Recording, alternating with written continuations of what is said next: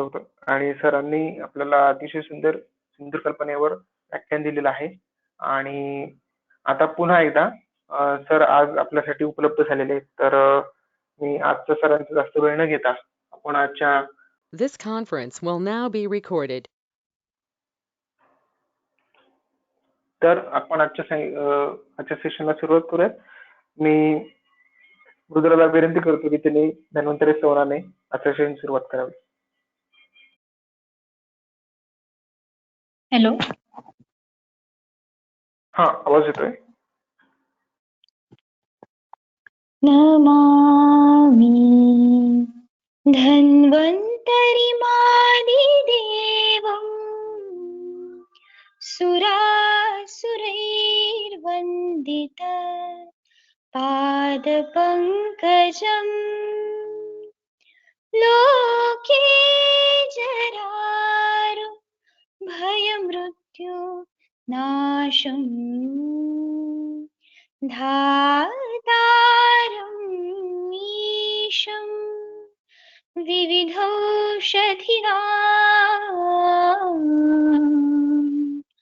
ॐ शङ्खं चक्रं जलौकान् दधतं मृतघटं चारुदोर्भिश्चतुर्भिः सूक्ष्मस्वच्छातिहृत्यान् मौलिमम्भोजनेत्रम् कालाम्भोदो ज्वलाङ्गम् कटितटविलसच्चारु पीताम्बराढ्यम् वन्दे धन्वन्तरिं तम् निखिलगगवन प्रौढदावाग्निलीलम् ब्रह्मणो हि समारब्धाम् आत्रेयादिषु पूजिताम् अस्मदाचार्यपर्यन्तां वन्दे गुरुपरम्परा आयुर्वेदारतं वन्दे माधवाख्यं महागुरुम् आयुर्वेदामृतं सर्वं शिष्येभ्यो यः प्रदत्तवान् दृष्टाध्यानी दृष्टकर्मा कृतकर्मा तथैव च अध्यापकोऽभिषक् श्रेष्ठो महान् संशोधकस्तथा गुणैरेते समुदितै यत्कार्यं प्रतनोति सः समुद्यर्थं हि कार्यस्य वयं तु प्रयतामहे.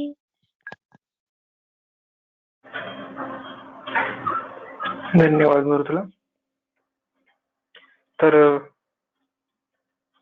आपण गेली 188 दिवस सलग संहिता वाचन ग्रुप तर्फे संहिता वाचन करतोय. सर्वात पहिले आपण अष्टांगृत संहिता संपूर्ण केली 90 दिवसामध्ये. त्यानंतर सुश्रुत संहिता, सूत्रस्थान, त्यानंतर हरिस्थान आणि आता निदान स्थान, चिकित्सास्थान याप्रमाणे आपण पुढे जातोय. तर त्यानंतर आपण कर्मकल्पाभ्यास नावाची एक सिरीज, जसं आपण आता सुवर्णवस्म घेतलं तसं दररोज द्रव्य कल्प आणि भस्म यांचा अभ्यास करण्यासाठी सिरीज सुरू केली. त्या अंतर्गत आपण द्रव्यांचा, कल्पांचा आणि भस्मांचा विविध अभ्यास करत असतो. त्यामध्ये सर्वात जे काही प्रमुख द्रव्य जे आपण वापरतो किंवा जे आपल्याला सगळ्याच ठिकाणी उल्लेख येतो ते म्हणजे पारद आहे. आणि पारदाचा अष्टसंस्कार ही खूप अवघड गोष्ट असते आणि आपल्यापैकी किती जणांनी बघितली, खूप शाश्वती नसेलच, तर त्याचा अतिशय कठीण अशा गोष्टीचा अभ्यास सरांचा आहे. आणि या गोष्टीवरच आपण आज सरांना निमंत्रित केलेलं आहे की खूप रेअर आहे हे, की खूपच कमी लोक पारदाचे अष्टसंस्कार पूर्ण करतात. आणि सरांनी ते मला वाटतं 2 वेळा पारद अष्टसंस्कार केली आहेत. तर त्याबद्दलच सर स्वतः मार्गदर्शन करते. मी वेळ न घेता प्राण्याला विनंती करतो की त्यांनी सरांचा थोडक्यात परिचय करून द्यावा.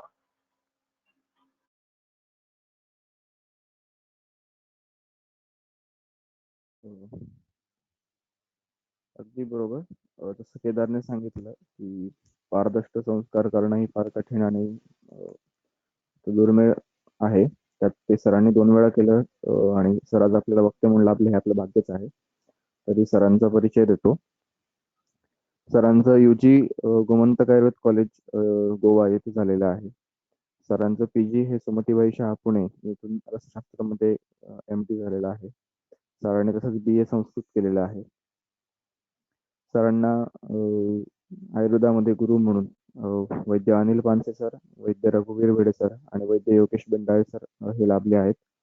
सरांचं रसशास्त्रात सुरुवातीचं शिक्षण आणि अगदी सुरुवातीपासून सरांना रघुवीर भिडे सरांकडे झालं आणि वैद्य योगेश बेंडाळे सर यांच्याकडे सर PG चालू असताना 3 वर्ष रसायन येथे शिकत होते.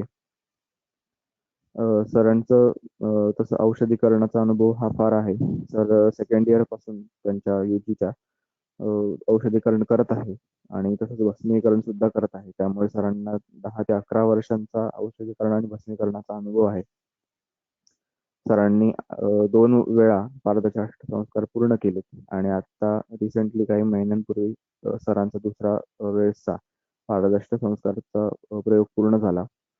तसेच विविध कुपिपक्व कल्पना सर करत असतात आणि त्याच्यामध्ये सतत प्रयोगशील असतात आणि भविष्याच्या कल्पनांमध्ये देखील सरांचे औषधीकरण आणि त्याचे प्रयोग असे चालू असतात आणि सर सध्या स्वतःसाठी आणि तसंच इतर वैद्यांना प्रॅक्टिससाठी लागणारे औषधीकरण स्वतः करत आहेत आणि सर मागील वर्षापासून पुण्यामध्ये कोथरूड येथे योगक्षेम आयुर्वेद चिकित्सालय येथे स्वतः चिकित्सालयामध्ये कार्यरत आहे आणि तसेच लीडजेन फार्मसी जी आहे पुण्यामध्ये तिथे भस्मीकरणाचे ॲडवायझर आहेत. नाशिकला मार्च 2019 आणि 2020 मध्ये आयुर्वेद अध्ययनम या कार्यक्रमाच्या अंतर्गत औषधीकरणाची कार्यशाळा होती. त्यामध्ये सरांनी 2 वेळा प्रात्यक्षिक दिले. यावर्षी सरांनी रससिंदूर सुद्धा बनवला आणि तो आमच्या समोर डेमॉन्स्ट्रेट केलेला होता. तर सरांचा याच्यामध्ये अनुभव फार आहे आणि फार काही वेळ न घालवता मी सरांना विनंती करतो की तुम्ही आजचं प्रेझेंटेशन आणि लेक्चर सुरू करावं.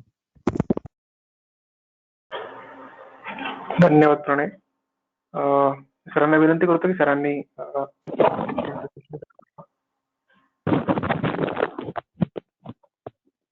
हॅलो. हा सर येतोय आवाज. हा फक्त एकच मिनिट, मला ते स्क्रीन शेअरिंग होत नाही, त्याच्यासाठी वेगळं अजून काही द्यावं लागतं का तुम्हाला तिथून? हा 1 मिनिट सर, प्रेझेंटर करतो. केलंय प्रेझेंटर. ओके. पण मला नाही येते, मी सलग बघतोय मग आजपासून स्क्रीन शेअरिंगचा ऑप्शनच नाही येते.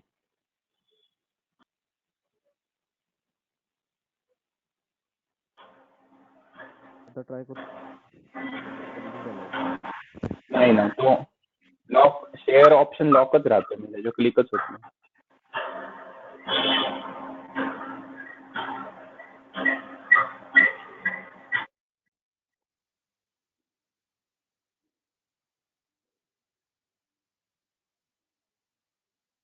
सर आता नाही.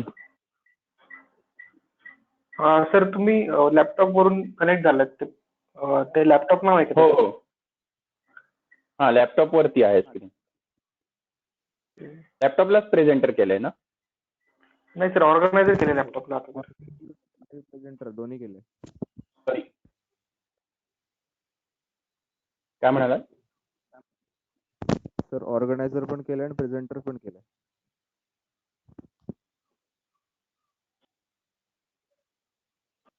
एक मिनिट सर, मी लॅपटॉपला एक्सक्लूड करतो आणि परत तुम्ही रिजॉईन व्हा लॅपटॉपवर. ठीक आहे. ओके.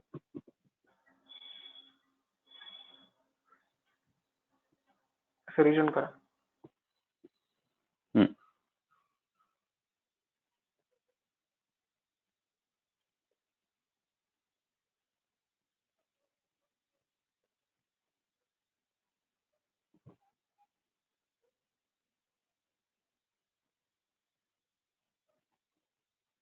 झालं.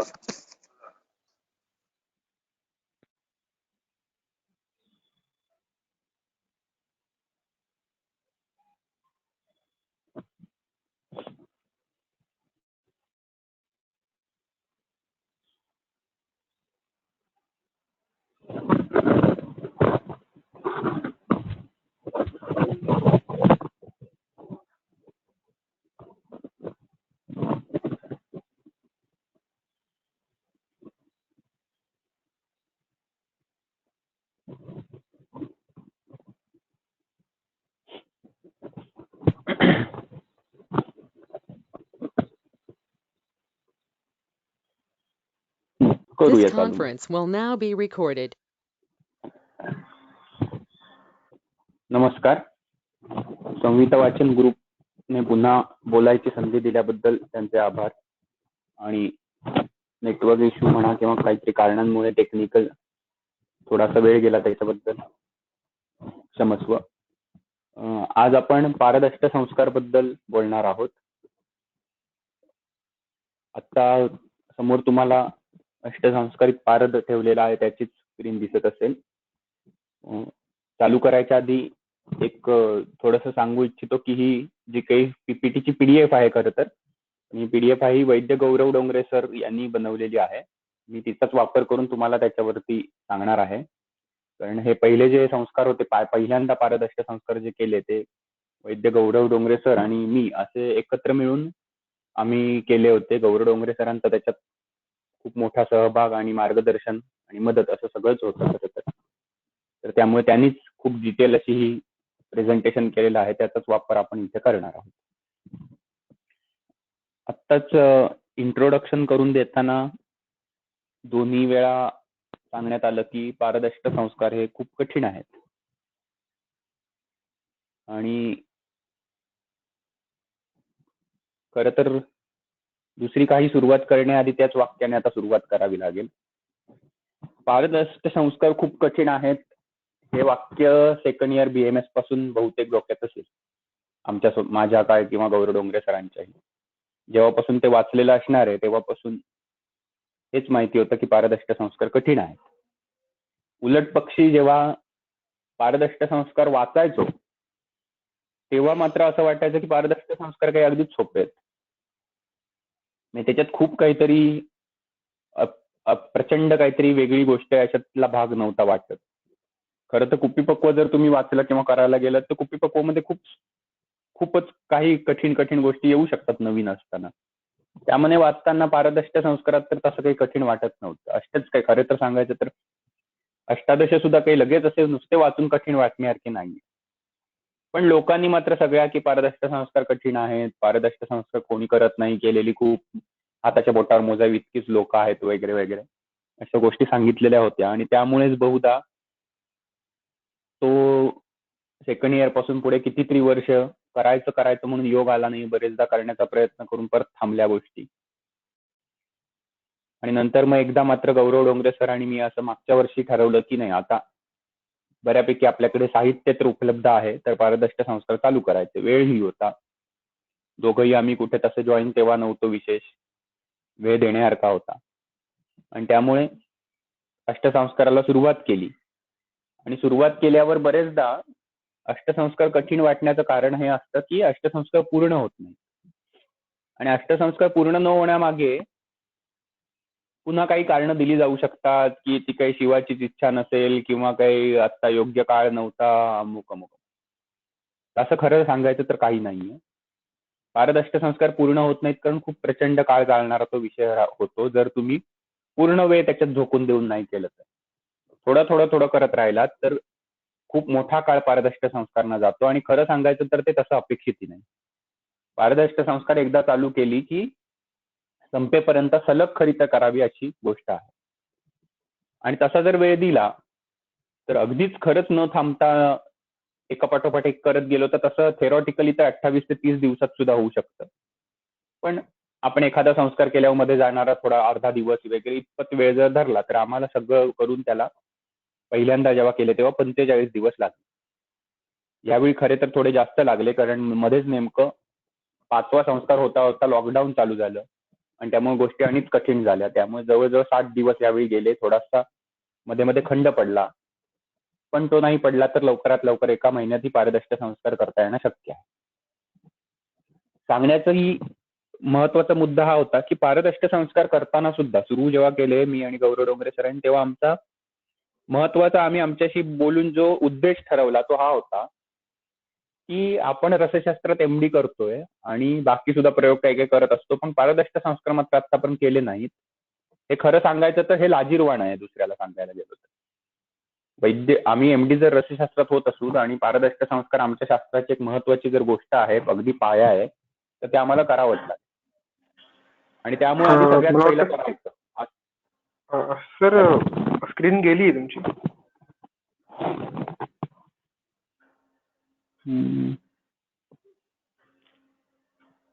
म्हणजे ते पारदच दिसतोय की काहीच दिसत नाहीये? नाही, काही दिसत नाहीये.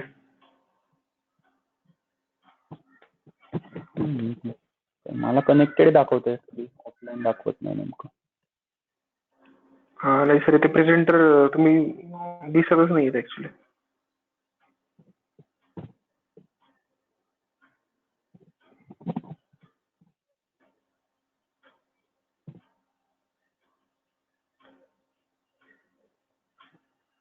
तर माझ्या मोबाईललाही अजून दाखवते स्क्रीन. म्हणजे मी मोबाईलला आणि दोन्हीकडून जॉईन केलंय ना, हा. तर माझ्या मोबाईलला सुद्धा दाखवतंय. म्हणजे This conference will now be recorded. तर त्यामुळे मी म्हणत होतो तसं की पारदर्शक संस्कार चालू करून मग पूर्ण झाले. त्याच्या आधी उद्देश आपला चाललं होतं बोलणं की एकतर स्वतः केलंच पाहिजे, रसशास्त्रात MD करतोय म्हटल्यावर, नाहीतर मग स्वतःला लाजिरवाणं वाटत राहील. दुसऱ्या गोष्ट म्हणजे सगळे कठीण सांगतात तर ते खरंच बघायचं होतं की आधी खरीच इतकी कठीण ती गोष्ट आहे का. पण बरेचदा रसशास्त्रात असा अनुभव येतो की अशा कठीण म्हणून भीती घालून ठेवलेल्या गोष्टी सगळा सांभार जमा करून करायला गेलो की तेवढ्या कठीण असतातच असं काही नसतं. आणि पुढच्या पिढीला हे कळलं पाहिजे की अष्टसंस्कार करता येऊ शकतात आणि ते आता वापरात आले पाहिजेत.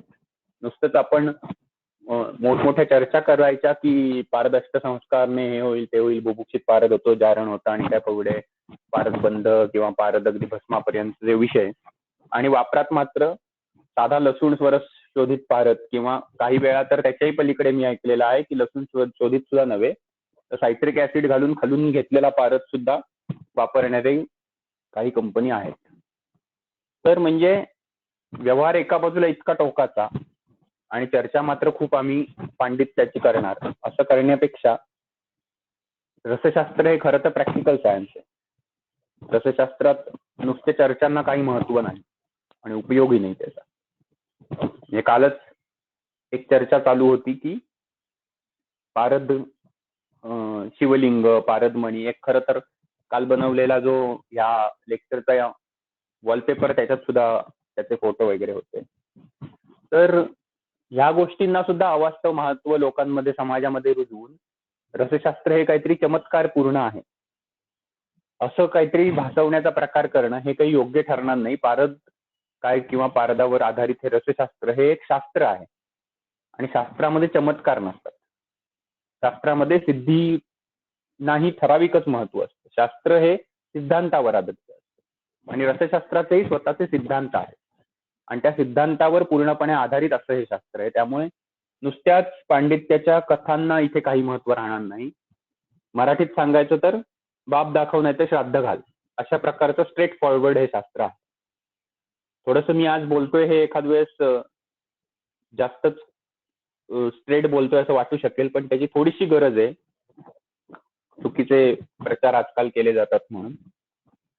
तर मूळ मुद्दा हा की त्यामुळे पारद अष्टसंस्कार त्या सगळ्या उद्देशांनी केले होते आणि एकदा पूर्ण झाल्यावर हे नक्की लक्षात आलं आणि मी ते तुम्हाला सांगू शकेन किंवा सांगू इच्छितो आणि ते तुम्ही गोष्ट करावी. पहिली गोष्ट, पारद अष्टसंस्कार हे अजिबात कठीण नाही. पारद अष्टसंस्कार हे अत्यंत सोपे आहेत. त्याच्यातला कठीण भाग काय आहे तर तो म्हणजे त्याच्यासाठी द्यावा लागणारा वेळ हा तुमच्याकडे असावा लागतो. तो सलग तितका वेळ देणं, तेवढा संयम ठेवणं, या दोन महत्वाच्या गोष्टी अत्यंत गरजेच्या आहेत. म्हणजे मर्दन आणि मूर्छन असे दोन संस्कार सलग येतात. दुसरा आणि तिसरा संस्कार आहे हा. ज्या संस्कारांमध्ये तुम्हाला खरं तर करायचं मर्दनच असतं, नाव वेगवेगळं असलं आणि त्याचा इफेक्ट वेगळा येणार असला तरी शेवटी करायचं मर्दनच असतं दोन्ही संस्कारात. आणि दोन्ही संस्कारांचं मर्दन हे 3-3 दिवस, त्यामुळे सलग एकदा चालू केलेलं मर्दन जवळजवळ 6 दिवसासाठी लागोपाठ आणि दिवस रात्र अपेक्षित आहे. मध्ये दिवसाचे 4 तास 8 तास केलं असं आपण जसं कल्पांच्या भावनांना करतो तसं नाही. तर सलग 72 तास मर्दन करायचं, याच्यासाठी घ्यावे लागणारे कष्ट, त्याच्यासाठीचा संयम, तेवढी जागण्याची तयारी, ह्या गोष्टींमुळे ते मग कठीण वाटू शकतं. पण करणं काय आहे तर मर्दनच आहे. मर्दन करण्यात काही कठीण नसतं. ही अत्यंत सोपी गोष्ट आहे, कोणीही करू शकतं. तर त्यामुळे पारदर्शक संस्कार कठीण नाहीत. त्याला संयम लागतो, कष्ट लागतात, जिद्द लागते, एवढ्याच गोष्टी आहेत. आणि खरं सांगायचं तर रसशास्त्रात प्रत्येक ठिकाणी हेच लागतं. कुपीपक्व तरी कठीण आहे का, किंवा भस्मीकरण तरी कठीण आहे का? खूप कठीण काही नाही. एक वेळ ठीक आहे, कुपीपक्व म्हणून आपण थोडंफार स्किल डेव्हलप करावं लागतं. भस्मीकरण कठीण आहे का? भस्मीकरण तर खूप सोपं आहे. भस्मीकरणात गरज कसली पडते तर तुम्हाला कित्येक महिने एकाच भस्मावर काम करायचं असतं. पुन्हा पुन्हा भावना द्यायची, पुन्हा पुन्हा पुट्ट द्यायची. हे सलग चालू ठेवायचं 10 वेळा, 30 वेळा, 100 वेळा. सहस्रपुटीपर्यंत नको जायला लागतं. पण इतकं करायचंय तर याला लागणारा सातत्य, त्याच्यासाठीचा संयम, त्याच्यासाठीचे कष्ट, ह्याच गोष्टी काय ते वेगळ्या महत्वाच्या. बाकी खरं तर यांच्यामध्ये करायला खूप कठीण असं काही नाही. त्यामुळे तुम्हालाही खरं तर त्याला कुणीही न घाबरता प्रत्येकाने पारदर्शक संस्कार करता यावेत याच्यासाठी प्रयत्न करायला काहीच हरकत नाही. पारदर्शक संस्कार करतानाचा एक दुसरा महत्वाचा भाग असतो, तो म्हणजे कठीण वाटण्याचं कारण त्याच्यात होणारा लॉस. की एवढे सगळे कष्ट करायचे आणि हातात काहीच नाही लागलं तर ही एक मोठी भीती असते. 40-40 दिवस, 60-60 दिवस हात कष्ट करून समजा हातात काहीच नाही लागलं तर काय करणार. तर ती थोडीशी भीती खरी आहे की पारदर्शक संस्कारात लॉस होऊ शकतो. पण एक टेंटेटिव्ह तो लॉस 50% पर्यंत जाऊ शकतो असं गृहीत धरूनच या गोष्टीला हात घालायला काही हरकत नाही. आणि अष्टसंस्कारित पारा 50% जरी मिळणार असेल शेवटी तरी सुद्धा काही वाईट नाहीये. त्याची नंतर पुन्हा पुन्हा काम करून तो लॉस आपल्याला कमी करता येऊ शकतो. तर तो दुसरा एक महत्वाचा भाग आहे. ह्या सगळ्या दृष्टीने पारदर्शक संस्कार करायला घेणं हे गरजेचं आहे. त्याची गरज अशा अर्थी आहे की प्रमुख जर रसशास्त्राचे ग्रंथ बघितले सुरुवातीचे रसरत्न समुच्चयच्या काळापर्यंत, तर खरंच तर पारद शोधनाला विशेष महत्व दिलेलं नव्हतं. तर पारद अष्टसंस्कारच सगळीकडे प्राधान्याने सांगितलेले दिसतात. पारद अष्टसंस्कार म्हणजे अष्टसंस्कारित पारदच रसायनांमध्ये वापरणं हे खरं तर अपेक्षित होतं. नंतरच्या काळात ह्या सगळ्या त्याच्यासाठीचे म्हणतात तसं वेळ, कष्ट वगैरे ह्याचा सगळ्याचा विचार करून सुलभता यावी व्यवहारात म्हणून कुठेतरी पारद शोधन आलं. नाहीतर खरं तर पारदाच्या संस्कारांमध्ये शोधन होतच असतं. जे शोधनाचे म्हणून पाठ सांगितलेत ते कुठे ना कुठेतरी वेगवेगळ्या पारद अष्टसंस्कारांच्या पाठात येऊनच गेलेले आहेत. त्यामुळे शोधन हा खरा तर त्या अष्टसंस्कारांचा एक भाग आहे. अष्टसंस्कारित पारद अपेक्षित आहे आणि तो तसा वापरला जायला पाहिजे. नंतरच्या काळात पारद अष्टसंस्काराचं महत्व थोडंसं कमी झालं. त्याचं कारण असंही एक मानलं जातं की पारद हा जेव्हा ग्रंथ लिहिले गेले तेव्हा मिळणारा पारद हा तितका सगळीकडे प्युरिटी असलेला मिळत होता असं नाही. फिजिकली थोडक्यात त्याच्यामध्ये भेसळ असायची जी खनिजाच्या दृष्टीने आलेली असू शकेल, म्हणजे मग त्याला औपाधिक दोष म्हटले असतील, नैसर्गिक दोष म्हटले असतील, किंवा नागवंगादी जे विक्रेते त्याच्यामध्ये भेसळ करायचे वजनासाठीची तशी भेसळ असेल. ह्या सगळ्यामुळे ते सगळं पूर्णपणे शुद्ध त्याच्यातून करण्यासाठी अष्टसंस्कारच गरजेचे होते.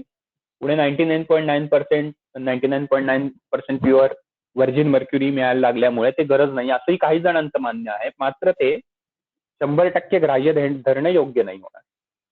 त्याचं कारण असं की जर पारदातून दोषच बाजूला काढायचे असते नागवंगादी वगैरे, तर एखादाच संस्कार जसा 5वा संस्कार आहे ज्याच्यातून नागवंग बाजूला होतात आणि शुद्ध पारा वर ऊर्ध्वपासून होऊन मिळतो, तर तसा एखादाच संस्कार सांगितला असता. अष्टसंस्कार सांगण्यामागचं कारण फक्त दोष बाजूला करणे इतकंच नाही. थोडंसं आपण याच्यामध्ये पुढे जाऊ. हे खरं तर प्रेझेंटेशन हे संपूर्ण पारदावरती आहे, फक्त काही पारद अष्टसंस्कारावरती नव्हतं. आपण जरा थेट पारद अष्टसंस्काराकडे जाऊ म्हणजे मग त्या विषयाला हात घालता येईल जास्त.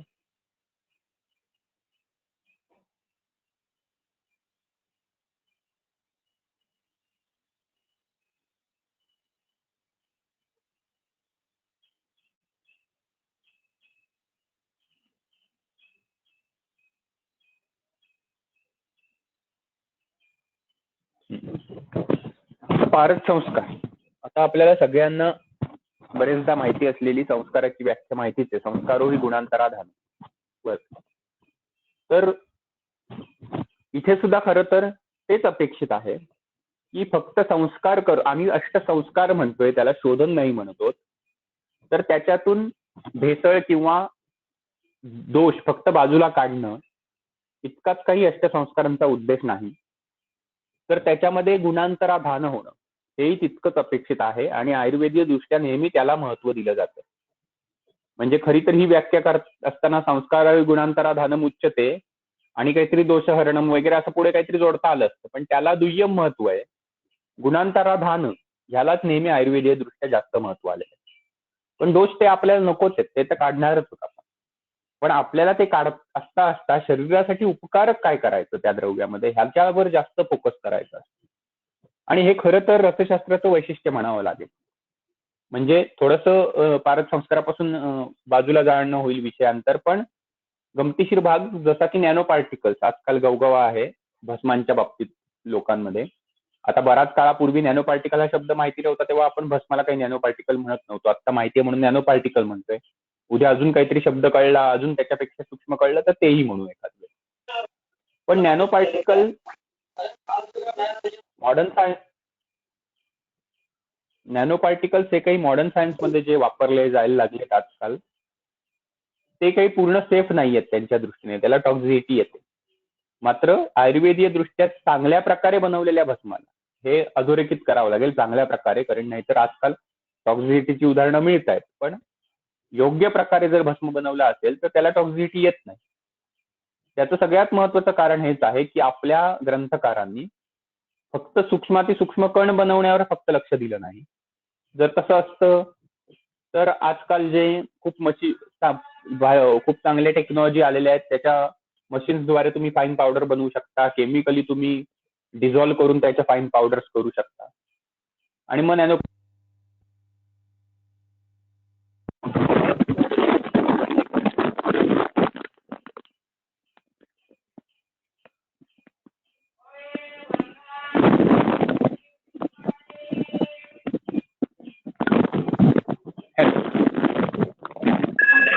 हा सर बोला.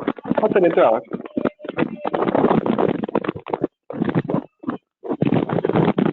हॅलो हॅलो, हा सर येतोय आवाज.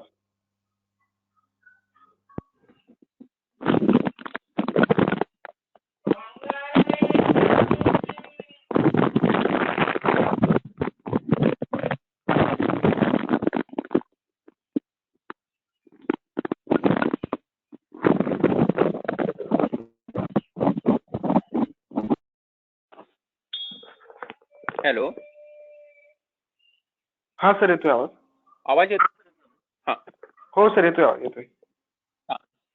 तर आयुर्वेदीय दृष्ट्या तसे नुसते सूक्ष्मातिसूक्ष्म कण कमी छोटे छोटे कण बनवणं हे अपेक्षित नसून, म्हणजे ते अपेक्षित आहेच, पण त्याही पेक्षा शरीरात जाऊन ते कसं कार्य करणार आहे आणि त्याची विषाक्तता न देता बाकी ते गुण मात्र जे आहेत, म्हणजे व्यवायी विकाशी त्यांची जी कर्म आहेत त्याने ते लवकर शरीरात पसरणं आणि तिथे जाऊन त्यांच्या स्ववीर्याने ते कर्म घडवून आणणं, हे मात्र तसंच ठेवायचं आणि विषाक्तता बाजूला काढायची. हे रसाचार्यांनी केलेलं खूप महत्वाचं काम आहे, जेच पारदाच्या बाबतीतही तेच आहे. पारदी एका बाजूला टॉक्झिक सांगितला जातो, न्यूरोटॉक्झिक पर्यंत अगदी सांगितला जातो आणि आपल्या जागोजागी प्रत्येक रसकल्पामध्ये तो बघायला मिळतो. तर पारदाची विषाक्तता आली नाही पाहिजे, मात्र पारदाकडे सुद्धा असलेलं व्यवायी किंवा विकाशी हे गुण म्हणू आपण, त्यांनी ते शरीरात इतकं लवकर पसरला पाहिजे. मग त्याच्यासाठी क्रामणासारखेही पुढे संस्कार सांगितले, जास्तीत जास्त लवकर पसरेल आणि तो लवकरात लवकर शरीरामध्ये पसरून त्याने त्याची कर्म दिली पाहिजेत. मात्र दुसऱ्या बाजूला कोणतेही साईड इफेक्ट म्हणजे विष गुण दिले नाही पाहिजेत, ह्याच्यावरती फोकस केलेला आहे. त्यामुळे विष हा सुद्धा आपल्या पारद दोषांमध्ये एक दोष सांगितला आणि तो बाजूला काढणं हे अपेक्षितच आहे, जे अष्टसंस्काराने होणार आहे.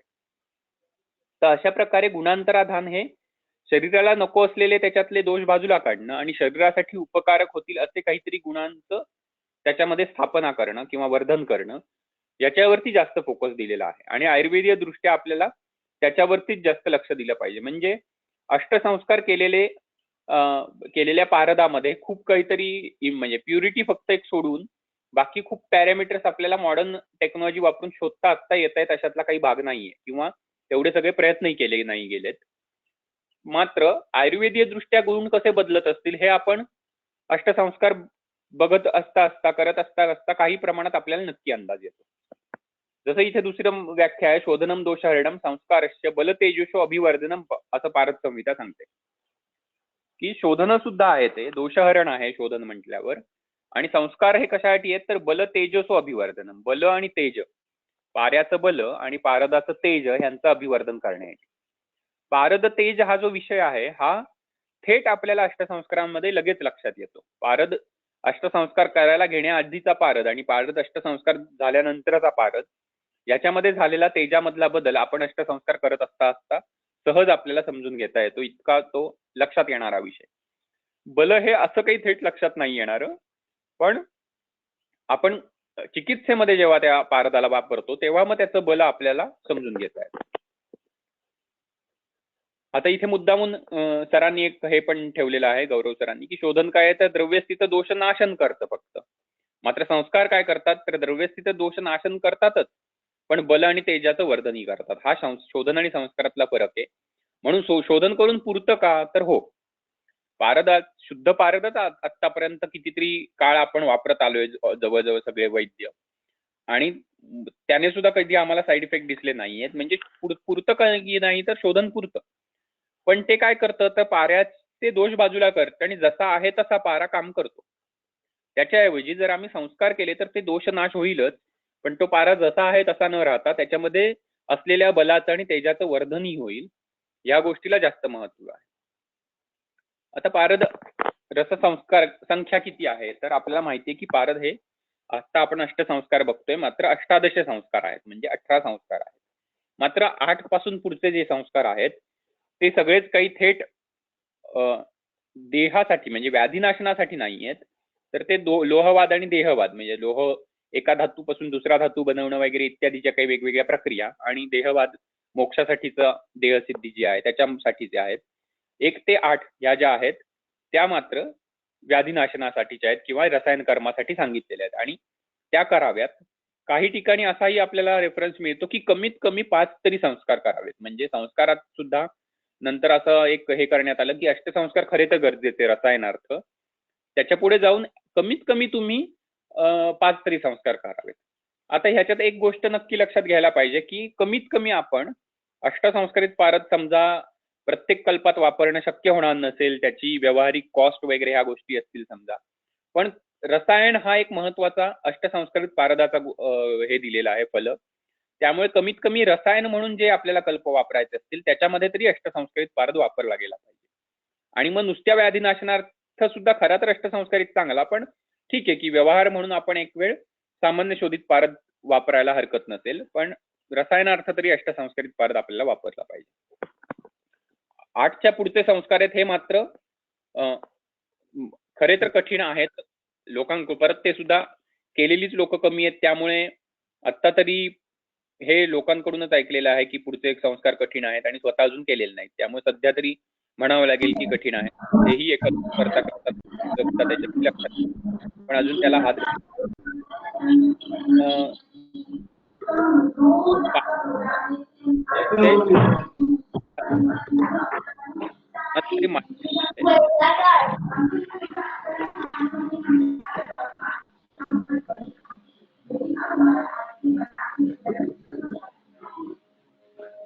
हॅलो हॅलो, हा सर येतोय आवाज? मला वाटतं माईक चालूच होणार सर.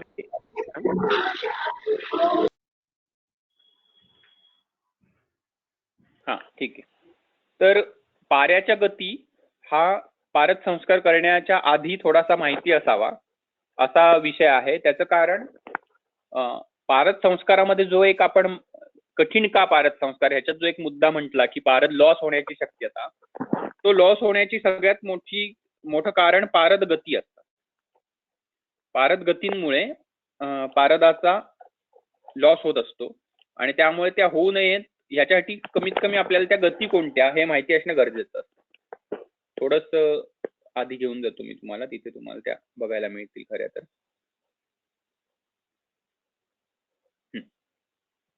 की पाऱ्याच्या 5 प्रकारच्या गती असतात. जलगो जल रूपेण त्वरितो हंसो गो भवेत, मलगो मल रूपेण सधुमो धूम गो भवेत, अन्या जीव गतिर्देवी जीवो अंडादिव निष्क्रमेत, सतांश जीवेत जीवांस तेन जीव रसास्मृता. आता ह्याच्यातल्या चतस्रयो गतयो दृश्य अदृश्य पंचमी गती, 5 प्रकारच्या पाऱ्याच्या गती आहेत, ज्याच्यातल्या पहिल्या 4 ज्या आहेत त्या दृश्य आहेत, त्या आपल्याला समजून घेता येतात अष्टसंस्कार करताना सुद्धा. आणि 5वी गती मात्र अदृश्य आहे, जी मंत्र ध्यानाधीनात असते रुद्धते पंचमी गती असं म्हणतं, की मंत्र आणि ध्यान वगैरेनेच ती थांबवता येऊ शकते. कारण अत्यंत कमी प्रमाणात होणारा आणि आपल्याला कोणत्याही प्रकारे न कळता होणारा काहीसा प्रमाणात तो सब्लिमेशन म्हणता येईल अशा प्रकारची ती 5वी गती असते, जी आपण दिसतच नाही, त्यामुळे रोखणं कठीण असतं. मात्र त्याला मंत्र आणि ध्यान वगैरे इत्यादी गोष्टींनी ती रोखता येऊ शकते असं रसाचार्यांचं म्हणणं आहे. पहिल्या 4 मात्र रोखता येतात. आता त्याच्यातल्या आपण बघत जाऊ. जलगो जलरूपेण, जल म्हणजे पारदाच्या संस्कारांमध्ये जेव्हा तुम्ही धावन इत्यादी क्रिया करत असता, ज्याच्यामध्ये तुम्हाला कोणता तरी द्रव वापरलेला असतो आणि तो द्रव धावनासाठी विशेष करून वापरलेला असतो किंवा स्वेदनासाठी वापरलेला असेल, तर त्याच्यामध्ये काही प्रमाणात पारा उतरतो आणि तो निघून जातो, त्याला जलगती असं म्हटलेलं आहे. जसं की आता हे तुम्ही फोटो बघितले तर इथे ह्या निळ्या टब मध्ये जो आहे तो खाली नष्टपिष्ट पारद आहे आणि त्याच्यामध्ये वरून पाणी गरम म्हणजे उष्ण जल किंवा कोष्णकांजी अशी ओतून त्याचं धावन केलं जात असताना त्याच्यातून निघून जाणारा पारा. आता इथे हंसगतीमध्ये हा जो दाखवलाय हा सुद्धा खरं तर इथे जरा थोडस हे झालंय चुकी. हा सुद्धा खरं तर इथे पाण्यावरती जो दिसतोय ही जलगती आहे. पाण्यावर असा तरंगणारा जो पारा असतो आणि जो निघून जातो तो जलगती आहे. हंसगती खरी तर इथे थोडी दाखवता येणं कठीण आहे. इथे म्हटलेलं जरी असलं तरी हंसगती म्हणजे खरी तर खल वगैरे आपण करत जेव्हा असतो पाऱ्याचा तेव्हा तो त्वरित तिथून काही प्रमाणात कण उडत असतात त्याचे बाहेर, तेही पटकन कळत नाहीत आपल्याला बरेचदा की उडालेत म्हणून. त्या प्रकारे निघून जाणारा तो हंसगतीने आहे. मलगो मलरूपेण, धावन वगैरेच करत असताना हा जो काही पाऱ्यामधला मल बाजूला होत असतो म्हणजे कल्काचा भाग असेल स्वेदनार्थ घेतलेल्या किंवा मर्दनार्थ घेतलेल्या कल्काचा भाग असेल ज्याच्यामध्ये पारा अडकलेला असतो आणि तो निघून जात असतो, तो निघून जाणारा जो पारा आहे त्याला मलगती म्हटलेली आहे. आणि सधूमो धूम गो भवेत, पारद तुम्ही ऊर्ध्वपातन करत असताना जो काही धूर बाहेर, धूर म्हणण्यापेक्षा जी काही त्याला एखादी थोडंसं छिद्र मिळालं कुठेतरी यंत्रामधून तर येणारी, इथे बाण करून जी दाखवली हा जो काही सगळा यंत्राच्या संधिबंधावर छोटे क्रॅक गेलेत आणि त्यामुळे इथे दिसणारी ही जी काही बारीक पांढरे पांढरे कण आहेत हा पारद आहे. हा धूमगतीने बाहेर आलेला यंत्रातून पारद आहे. तर अशा प्रकारे धूमगतीने पारद जाऊ शकतो. ह्या गती माहिती असल्या तर आपल्याला त्या रोखता येऊ शकतात आणि ते मात्र लॉस रोखण्याचं एक महत्वाचा हे होतं. पारदाची धूमगती आहे ही सगळ्यात जास्त अष्टसंस्कारामध्ये लॉस करवणारी गती आहे. कारण एकदा का त्याला एखादं यंत्रातून छिद्र मिळालं, एकतर हे असतं की पारदाच्या 5व्या संस्कारामध्ये अग्नी मोठ्या प्रमाणात तुम्ही देत असता कारण तुम्हाला ते पाऱ्याचं ऊर्ध्वपतन करायचं असतं. त्याला 356 डिग्री सेल्सिअस हा जो काही पाऱ्याचा उडण्याचा पॉइंट आहे त्याच्यावरती न्यायचं असतं.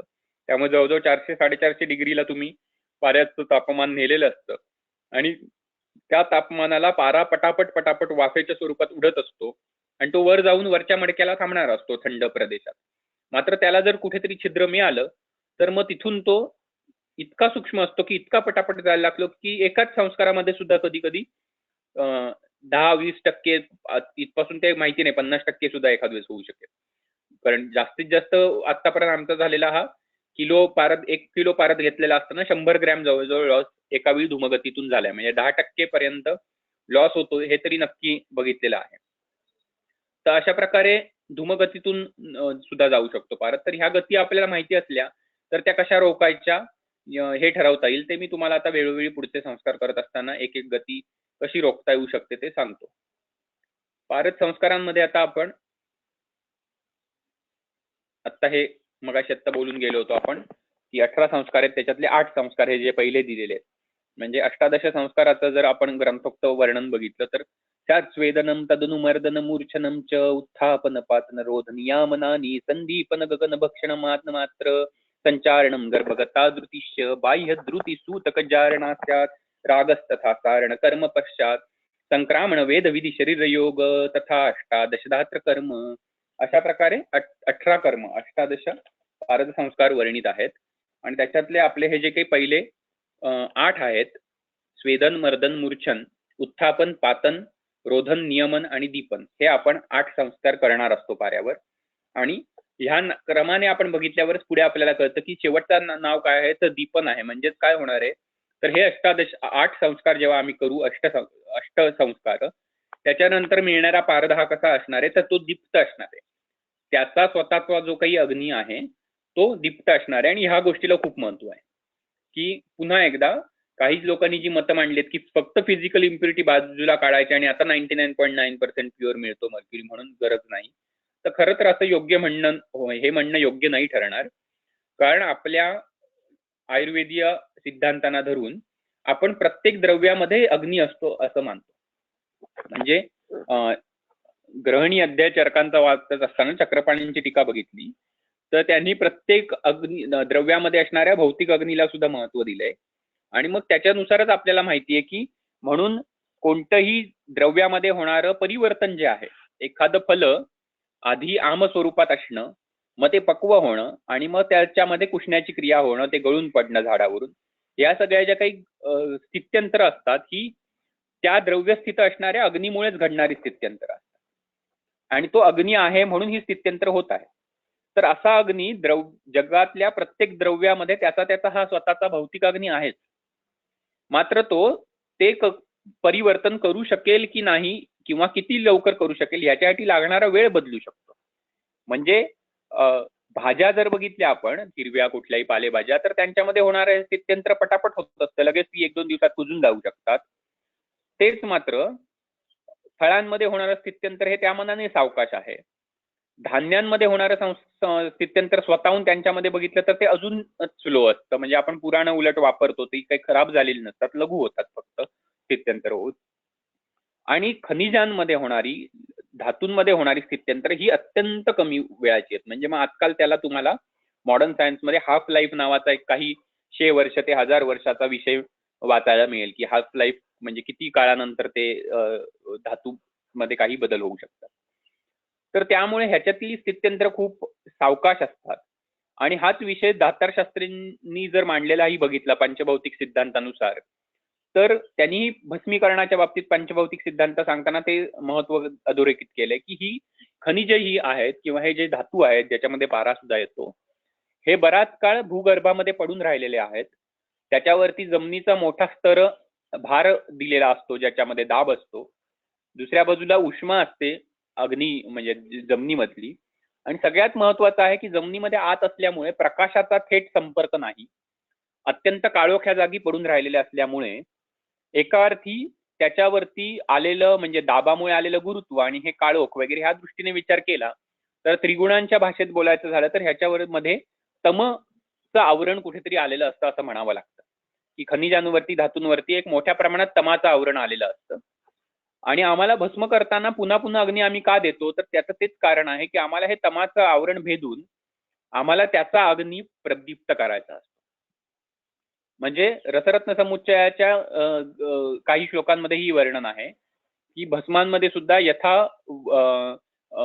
अश्मनी प्रविशेद अग्नी बर्हिस्ता पुट योगता असं रसरत्न समुच्चय म्हणतात की बाहेर जो काही आम्ही पुटाला अग्नी देतोय तो आतल्या खनिजाचे जे काही दगड आहेत त्यांच्यामध्ये प्रविष्ट होतोय थेट, असं त्यांचं म्हणणं. आम्ही जो काही अग्नी देणार आहोत त्या अग्नीने त्याचा जो भौतिक अग्नी आहे तो कुठेतरी संदुक्षित होणार आहे आणि तो संदुक्षित झालेला अग्नी आमच्या शरीरात गेल्यावरती आमच्या जठराग्नीकडून मग त्या द्रव्याचं सुलभ पचन व्हायला, धात्वाग्नीवरती कार्य करायला, ह्या सगळ्या ठिकाणी त्याने अग्नी स्वतःचा प्रदीप्त झालेला आहे तो खूप महत्वाचं कार्य करणार आहे. दुसऱ्या बाजूला त्याचा अग्नी जसा जसा प्रदीप्त होईल तसं त्या द्रव्यामध्ये गुणांतराधान व्हायला लागेल, ते द्रव्य लघु होईल, ते द्रव्य आमच्यासाठी पचनाला सुलभ होईल. हे सगळे विषय बघितले तर तोच पाऱ्यालाही लागू होतो. आणि त्यामुळे शेवटचा 8वा संस्कार हा दीपन आहे. या गोष्टीला आपण खूप बारकाईने बघितलं पाहिजे आणि त्याचं महत्व समजून घेतलं पाहिजे. आता मूळ संस्कारांना आपण येणार आहोत, पण त्याच्या आधी एक मुद्दा अजून स्पष्ट करणं गरजेचं वाटतं मला की अष्टसंस्कार सांगताना एक गमतीशीर भाग बघितला पाहिजे. जसं मग अशी म्हटलं की फिजिकल इम्प्युरिटीजना महत्व दिलं आहे का, तर हो, दिलेलं आहे. नागवंगादी दोषांना जे कोणी भेसळ म्हणून घातलेले आहेत ते वर्णन करून त्यांनी महत्व दिलेलंच आहे की ते बाजूला केलेच पाहिजेत. पण तेवढंच नाही, आणि आता आपण बोललो तसं गुणांतराधान आणि त्याच्यातून दीपन होणं पाऱ्याचं ह्यालाही तितकंच महत्व आहे. हे समजून घेताना अजून एका गोष्टीला खूप महत्व आहे हे लक्षात घ्यायला लागेल की हाच क्रम का, म्हणजे स्यात् स्वेदनम तदनु मर्दन मूर्छनम च उत्थापन, हा जो काही क्रम आहे हाच क्रम का? जर आम्हाला नागवंग बाजूला करायचे असतील, ते दोष असतील त्यातले प्रमुख, तर आम्ही थेट 5वा संस्कार, ज्याचं फलच हे आहे की नागवंगादी रहित होतो पारद, तो थेट 5वा संस्कार आधी का नाही करत? म्हणजे सगळ्यात पहिलं काय करायचं, तर पाऱ्याचं ऊर्ध्वपातन करून घ्यायचं आणि मग स्वेदन मर्दन केलं तर उलट पाऱ्याची मग ताकद वाढत जाईल. असं का नाही केलं? उलट आम्ही स्वेदनापासून सुरुवात करून हळूहळू नेऊन मग 5व्या संस्काराला त्याला नागवंगादीने रहित का करतोय, हे समजून जरा घेण्याची गोष्ट आहे. त्याच्या मागचं एकच मिनिट हा, सॉरी, जरा एक खूपच अर्जंट पेशंटचा फोन आहे ICUतल्या, थोडा एकच मिनिट.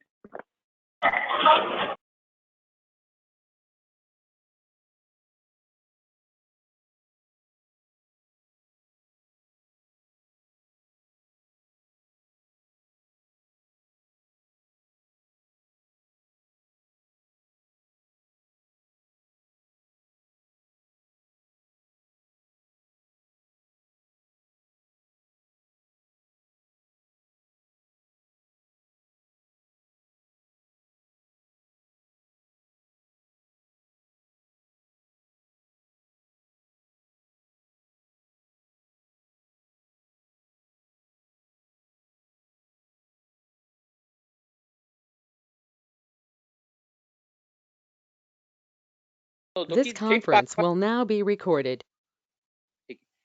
थेट 5वा संस्कार का नाही, आम्ही क्रमाने हे का करत जातो? तर एक गोष्ट लक्षात घेतली पाहिजे की रसशास्त्रामध्ये या द्रव्यांनाही जे हाताळण्याची पद्धत आहे ती एक काहीतरी फक्त निर्जीव वस्तू अशा अर्थी हाताळलेलं दिसत नाही आपल्याला. उलट कुठेतरी, आणि पाऱ्याच्या बाबतीत तरी हे नक्कीच, की पाऱ्याला एखादा सजीव असावा त्याप्रमाणे हाताळलेला आहे. त्याला शिवाचं वीर्य मानलंय, त्याला एक आध्यात्मिक स्तरावर सुद्धा ठेवलेलं आहे. आणि दुसऱ्या बाजूला यथा रसो तथा हि आत्मा, यथा हि आत्मा तथा रसा, आत्मविद रसविच्चैव द्वाविमौ सूक्ष्मदर्शिनौ सांगतात. म्हणजे जसा आत्मा आहे तसा पारदाला मानलेला आहे आणि जसा पारा आहे तसा आत्मा, असं ते सांगतायत. आणि मग त्या दृष्टीने जर बघितलं तर आत्म्याप्रमाणे, किंवा एका ठिकाणी तर त्यांनी मनसस्य समाधानम रसयोगात अवाप्यते, दुसरीकडे दोनच कर्म आहेत असं सांगून एक वात आणि दुसरा कर्मयोग, सॉरी, एक शरीरामध्ये वात आणि बाहेर बाह्य जगतामध्ये पारद असा मानलेला आहे. अशा प्रकारे बऱ्याच ठिकाणी त्यांनी शरीरातल्या गोष्टींशी, जसा की वात, मन, आत्मा, ह्या सगळ्याशी, शरीर, या सगळ्यांशी पाऱ्याला कम्पेअर केलंय. आणि त्यामुळे एक गोष्ट गमतीशीर ही पण बघायला लागते, म्हणजे अख्खे आमचे अष्टसंस्कार होत असता जी काही डिस्कशन होती त्याच्यात एक आपल्याला हा एक महत्वाचा मुद्दा असतो की ह्या काळात, त्या काळात लॅब नव्हत्या. असे प्रयोग करायचे म्हटले तर लॅब नसल्या तरी ठीक आहे, रस शाळा असतील, मात्र लॅबोरेटरी आज जशी की पेट्री डिश मध्ये काहीतरी तुम्ही करू शकता सेल लाईन वर वगैरे, तसं काही नव्हतं. मग ह्या लोकांनी इतक्या विषारी गोष्टी शुद्ध झाल्या आहेत की नाही झाल्या आहेत, नवीनच एखादा काहीतरी शोध लावत असतील तर शरीरात कसं काम करेल हे कसं ठरवलं असेल? म्हणजे एका बाजूला ठीक आहे की योगचं काहीतरी त्यांना ज्ञान होत असेल वगैरे, पण एक माणूस म्हणून जर विचार करायचा आला की एक सिद्धांत म्हणून किंवा अभ्यास म्हणून या लोकांनी कसे ठरवले असतील, तर त्याचं काहीसं उत्तर रसायनात आपल्याला बघायला मिळतं. ते म्हणतात की यथा लोहे तथा देहे कर्तव्य सुतक सदा समानम कुर्ते देवी समानम कुर्ते देवी प्रत्ययम देह लोहयो. म्हणजे जसे वेगवेगळे धातू पाऱ्यावरती काम करतात तसेच ते शरीरावरती काम करतात. हे समान प्रत्यय दोन्हीकडे आहे. म्हणजे ही कुठेतरी एक आपण हिंट समजू शकतो की ह्या लोकांनी वेगवेगळे धातू पाऱ्यावरती काय काम करतात किंवा पारा वेगवेगळ्या धातूंवरती काय काम करतो, ह्याच्यातून कुठेतरी एक सिस्टीम बसवलेली होती की ज्याच्यातून तुम्ही देहातल्या गोष्टींचा अंदाज बांधू शकता. म्हणजे यथा लोके तथा देहेचं हे खूप सुंदर ऍप्लिकेशन आहे रसशास्त्राने करून घेतलेलं, की लोकामध्ये, बाह्य जगतामध्ये तुम्ही पारा आणि धातूंचे एकमेकांशी होणारे खेळ, रिॲक्शन्स म्हणा, संस्कार म्हणा, किंवा त्याचे परिणाम म्हणा, ते बघून शरीरामध्ये ते काय करेल असं समजून घ्यायचं. याचं एक उत्तम उदाहरण म्हणजे, थोडस सॉरी की विषयांतर मे बी होत असेल, पण विषय नीट समजून घ्यायला नाही तर नुसतंच औषधीकरण आणि स्टेप्स एवढंच होईल ते. तर ह्याचं अजून एक चांगलं समजून घ्यायचं म्हणजे पारद अष्टसंस्कारात वेगवेगळ्या धातूंचं काय महत्व आहे. अष्टसंस्कार नाही, सॉरी, 18 संस्कारांमध्येच वेगवेगळ्या धातूंचं महत्व काय आहे हे सांगत असताना रसहृदयकार सांगतात, बलम व्योम नागे स्नेहो बलम व्योमनी राग तीक्ष्णात परो नाही बलम रागस तथा स्नेहा कमलेच व्यवस्थित. म्हणजे नागे स्नेहो, पारदामध्ये वेगवेगळे धातू काय देतात, तर नागामुळे स्नेह येतो, बलम व्योमनी अभ्रकामुळे बलप्राप्ती होते पाऱ्याला, राग तीक्ष्णात परो नाही, रंजन, पाऱ्याचं रंजन किंवा पारा रक्तवर्णी बनवणं किंवा वेगवेगळे रंग आणणं हे कुणामुळे शक्य, तर तीक्ष्ण लोहाने सगळ्यात श्रेष्ठ. आणि बलम रागस तथा स्नेहा कमलेच्या व्यवस्थित, म्हणजे बल, राग आणि स्नेह ह्या तिन्हीच्या तिन्ही गोष्ट मात्र कमल म्हणजे ताम्रामध्ये सगळ्यात श्रेष्ठ आहेत. ज्या वरच्या तीन एक एक द्रव्य सांगितलं आणि तिन्ही गोष्टी मात्र एकट्या ताम्रामध्ये शक्य आहेत असं हे देतो. आणि तेच जर आपण शरीरामध्ये जर बघितलं तर एक तर पटकन तुम्हाला समजेल, म्हणजे राग तीक्ष्णात परो नाही, की पाऱ्यामध्ये होणारी रंजन शक्ती ही तीक्ष्ण लोहाने सगळ्यात श्रेष्ठ म्हटलेली आहे. आणि शरीरात पण आपण बघतो की तीक्ष्ण लोह किंवा लोहाचे कल्प किंवा मंडूर कल्प हे आपण पांडूमध्ये, जिथे शरीराचं रंजन बिघडलेलं आहे, तिथे आपण थेट वापरत असतो. म्हणजे इकडे पाऱ्यावर होणारा ऍप्लिकेशन तसंच्या तसं शरीरावरती सुद्धा आम्ही केलेलं बघितलेलं आहे. अगदी चरकोक्त कल्पांपासून, म्हणजे चरकात सुद्धा ताप्यादी लोह, योगराज वगैरे आपल्याला बघायला किंवा मंडूर वटक बघायला मिळतात. म्हणजे संहिता कालापासूनच हे ऍप्लिकेशन आपल्याला बघायला मिळतं. आणि मग त्याच धर्तीवरती आम्हाला अभ्रकाने बलप्राप्ती करून घेता येते शरीरामध्ये, हे समजून घेता येतं. नागाने स्नेह किंवा धातू स्नेह परंपरा कशी बदलेल, आणि त्याच्याही पलीकडे जाऊन राग, बल, राग आणि स्नेह हे तिन्ही गोष्ट कुणात श्रेष्ठ आहेत, तर ताम्रामध्ये श्रेष्ठ आहेत. आणि हे खरं नीट जर बघितलं तर चरकोक्त पांडूची संप्राप्ती सांगताना बल, राग आणि स्नेह या तीन ओजगुणांना खरं तर महत्व दिलेलं आहे. याच्याकडे लक्ष दिलं तर आम्हाला लोहकल्पांपेक्षाही काही प्रमाणात ताम्रकल्पही उपयोगी पडतील हे लक्षात येतं. आणि मग पांडू सुदन आधी 5 वेगवेगळे कल्प तरी कमीत कमी थेट पांडू ह्या नावानेच आलेले रसशास्त्रात बघायला मिळतात. इतरही पांडू नाव नसलं तरी फलश्रुती पांडू आहे अशा ह्याच्यात तांबरा आहेच. त्यामुळे तांबराचं एक नवीन डायमेन्शन मिळतं. आणि इतके वर्ष आयन सप्लिमेंट वापरल्यानंतर आज जेव्हा मॉडर्न सायन्स सुद्धा म्हणायला लागलंय की फक्त आयन सप्लिमेंट पुरेशी होत नाही, तर आयन ऍब्सॉर्प्शन सुद्धा कॉपर वरती अवलंबून आहे, तेव्हा आम्हाला कळतं की आमच्या शास्त्राचं ऍप्लिकेशन किती वेगवेगळ्या पद्धतीने होऊ शकतं. तर हा मुद्दा ह्याच्यासाठी आला होता की त्यामुळे आम्हाला कुठेतरी हे बाह्य जगतातला पारा समजून घेतला तर शरीरामधला पारा समजून घेता येईल, बाह्य जगतातले धातू समजून घेता आले तर शरीरामध्ये धातू समजून घेता येतील. आणि ह्याच दृष्टीने संस्काराकडे जेव्हा आम्ही बघतो की संस्कार या क्रमाने का आले असतील, तेही तुम्हाला नीट समजून घेतलं पाहिजे. की जसं आम्ही शरीराचं शोधन करताना, दोन्हीकडे शब्द एकच आहे शोधन, शरीराचं शोधन करत असताना पंचकर्माच्या माध्यमाने आम्ही थेट शोधन द्रव्य देतो का, तर त्याचा निषेध आहे. उपस्थित दोष असतील तर सद्यो शोधन करणं ही वेगळी गोष्ट, मात्र तसं नसताना तुम्हाला ते उपस्थित दोष करण्यासाठी आधी गरज असेल तर पाचन, वृक्षण इत्यादी करून घेऊन, मग आभ्यंतर स्नेहपान देऊन, मग बाह्य स्नेहन, स्वेदन इत्यादी सगळं करून, जेव्हा ते दोष शाखेमध्ये सगळीकडे स्निग्ध होतील, ते त्यांची जागा सोडतील आणि मग तुम्ही स्वेदनाच्या मार्फत त्यांना कोष्ठामध्ये उतरवू शकाल, त्याच्यानंतर मग जवळचा जो मार्ग असेल त्याच्यातून त्याला बाहेर काढून टाकणं शरीराच्या, अशा प्रकारे आपण शोधन करत असतो. त्याच्यानंतरही आणि शिवाय आम्ही संसर्जन क्रम देतो, ज्याच्यामुळे जे काही बलहानी झाली ती पण भरून आली पाहिजे, मात्र आणि दुसरीकडे उपस्थित दोषांचं सुद्धा जे काही स्वल्प राहिलेले दोष आहेत त्यांचं सुद्धा पाचन होऊन गेलं पाहिजे. हा जो शरीराचा क्रम आहे तोच पाऱ्यावर वापरलाय की काय असं म्हणावं, अशी खरी तर इथे अवस्था आहे. कारण पाऱ्यामध्ये सुद्धा जर बघितलं तर दोष सांगताना ते पहिल्या संस्कारांमध्ये, दुसऱ्या संस्कारांमध्ये जर बघितलं तर ते फक्त मल शैथिल्य कारकम वगैरे असं त्याचं फल देतात. म्हणजे मळ आम्ही काढून टाकतोय का मल त्या पाऱ्यातला, तर नाही. मल हा जो दोष आहे तो आम्ही फक्त शिथिल करून घेतो काही संस्कारांमध्ये आधी. दुसरीकडे पाऱ्याला आम्ही काय करतो, तर पाऱ्याचं कुठेतरी दीपन थोडंसं करून घेतोय, मग पाऱ्याची ताकद वाढवतोय, त्याला परत मूर्छित करतोय. म्हणजे एका बाजूला पाऱ्यावर आम्ही काहीतरी करतोय, दुसऱ्या बाजूला आम्ही त्याच्यातल्या दोषांवरती सुद्धा हळूहळू शिथिल करण्याचं काम करतोय, जसं आम्ही स्नेहनाने करतो. आणि मग ते जेव्हा आम्हाला वाटतात की आता ते दोष सुटायला सोपे जातात, तेव्हा मग त्या 5व्या संस्कारात जाऊन आम्ही पारा बाजूला काढून घेतो आणि ते दोष खाली राहून जातात.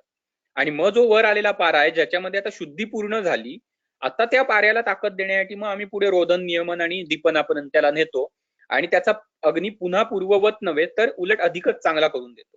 म्हणजे जसं शोधनामध्ये आम्ही त्या दोषांमुळे छन्न झालेला असा अग्नी हळूहळू शोधन करून टाकून मग पुन्हा पूर्वपदावर आणून उलट चांगला अग्नी करून देणार आहोत, त्या प्रकारे पाऱ्यामध्ये सुद्धा इथे आम्ही सगळ्या ह्या क्रिया करतो. त्यामुळे नुसतं 99% प्युअर मर्क्युरी आणि त्याच्यामधले असलेल्या इम्प्युरिटीज बाजूला करणं इतकाच विचार इथे असावा असं नक्की वाटत नाही, आणि मला वाटतं ते तुम्हालाही वाटणार नाही. आता थेट आपण जरा संस्काराकडे जाऊ, की संस्कार करत असताना पहिला संस्कार स्वेदन काय सांगितलेलं आहे. आता ह्या व्याख्या वगैरे खरं तर मी सगळ्या डिटेल वाचत नाही बसणार, तुम्हाला माहिती आहे क्षाराम्ल औषधेर वापी, की ह्याच्यात महत्व काय आहे, की क्षार आणि अम्ल अशा द्रव्यांबरोबर तुम्हाला काय करायचं तर दोला यंत्रामध्ये स्वेदन करायचं. दोला यंत्र सगळ्यांना माहिती आहे, जी पोटली आपण बांधून लटकवून ठेवलेली असते, किंवा द्रव्य सुद्धा सांगितलेत त्याच्यासाठी. अम्ल आणि क्षार हे एक सामान्य सिद्धांत सांगितला. क्षार आणि अम्ल अशा प्रकारच्या वनस्पतींमध्ये विशिष्ट सांगताना सांगितलं काय, की त्रिकटू, लवण, नंतर सर्षप, चित्रक, आर्द्रक, मूलक यांच्या द्रव्यांच्या कलकामध्ये पारा ठेवून त्याची पोट्टली बांधून कांजीमध्ये, म्हणजे अम्लद्रव्य कोणतं तर कांजी, त्याच्यामध्ये 3 दिन दिनत्रय असं सांगितलंय, 3 दिवस सलग आम्हाला स्वेदन करायचंय. ह्या सगळ्याच संस्कारांमध्ये एक सामान्य नियम असतो, तो म्हणजे ही जी काही कोणती द्रव्य सांगितलेली असतात ती पाऱ्याच्या 16वा भाग, एक म्हणजे 12 भागिले 16 इतकं केल्यावर जे येणारं उत्तर असेल ते पाऱ्याच्या 16वा भाग घ्यायची असतात नेहमी प्रत्येक द्रव्य. ही सगळीकडेच हे लागू होतं. अशा प्रकारे कांजीमध्ये स्वेदन करायचं आणि ते 3 दिवसासाठी करायचं. याच्यामध्ये आता आपण फोटो मधून समजून घेऊ शकू. तर ही जी काही रचना आहे ही थोडीशी ट्रॅडिशनली, काही भाग असतात, काही भाग थेट दिलेले आहेत, की तुम्ही इथे बघाल कापड आहे खाली सगळ्यात 4 पदरी शक्यतो कापड घेतलं जातं. त्याच्यावरती वडाच्या पानांचा असा एक द्रोण करण्याची परंपरेमध्ये पद्धत आहे आपल्या वृद्ध वैद्यधारानुसार, की ज्याच्यामुळे तो पारट आत राहावा. पण नंतर आम्ही प्रयोग केल्यावर कळलं की असे वट हे नाही जरी केली पत्रावळ तरी काही हरकत नसते. 4 पदरी कापडातून काही पारा खाली पडत नाही तसा, कारण आपण त्याच्यावर कुठलाही जोर लावणार नाही होत, ते फक्त लटकट ठेवणार आहोत 3 दिवस. त्यामुळे ते वटपत्र नाही घेतलं तरी काही खरं तर हरकत नाही. आतमध्ये जो कलकाचा थर आहे तो सगळ्या त्या तृषण वगैरे या सगळ्या द्रव्यांच्या कलकाचा आहे. तो कल्क बनवण्यासाठी सुद्धा थोडीशी कांजी घालूनच पेषण करून तो कल्क बनवून घ्यायचा असतो, आणि त्याच्यामध्ये आपण पारट ठेवलाय आणि मग त्याची आपण अशी पोट्टली बांधणार आहोत. ही पोट्टली खूप घट्ट बांधण्याची, म्हणजे वरून घट्ट असली ती खाली पोट्टली खूप घट्ट असण्याची गरज आहे असं नाही, कारण कांजी आत जाऊन तिने त्याच्यावर संस्कार करणं अपेक्षित आहे. आणि अशी मडक्यामध्ये कांजी भरून त्याच्यामध्ये आपण ही पोट्टली लटकवून स्वेदन करत असतो सलग 3 दिवस. अशा घरातल्या साध्या छोट्या बर्नरवर सुद्धा अगदी छोटा नॉब ठेवून सलग ठेवून द्यायचं, एवढंच करायचं आहे. नंतर फक्त घ्यायची काळजी एवढीच असते, दोला यंत्रात कधी घ्यायची काळजी एक असते, ती म्हणजे दोला यंत्रातली पोट्टली ही वरती तरंगत म्हणजे अधांतरी असली पाहिजे, तळाला मडक्याच्या लागली नाही पाहिजे. मात्र पोट्टली द्रवामध्ये पूर्ण बुडलेली हवी. द्रव पूर्ण पोट्टली बुडेल इतका, मात्र पोट्टली खाली टेकली नाही पाहिजे, कारण ती जळू शकते. ती अधांतरी आतमध्ये मडक्यामध्ये राहिली पाहिजे. आणि एक गोष्ट, सलग 3 दिवस आम्ही करत असताना याच्यातले बाष्प बाहेर निघून गेल्यामुळे कांजी हळूहळू कमी कमी व्हायला लागते, तेव्हा नवीन कांजी त्याच्यात घालावी लागते. मात्र एक गोष्ट लक्षात ठेवायची नेहमी, की कधीही कुठल्याही शोधनामध्ये, संस्कारांमध्ये, पारदाच्याच असं नव्हे, नवीन कांजी घालणार किंवा नवीन जो द्रव घालणार तो कधी थंड होतायचा नसतो.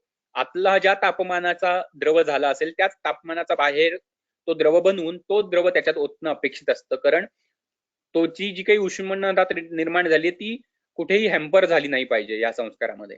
आणि हा असं झालं तर पाऱ्याचे वेगवेगळे षंडत्व येणारे 8 दोष सांगितलेले आहेत. त्याच्यातला शैत्य हा एक दोष आहे, की संस्कारामध्ये अचानक कुठेही जरी तुमच्याकडून चुकून शैत्य आणलं गेलं तर पारदामध्ये षंडत्व येतं, त्यामुळे ती गोष्ट टाळायची असते.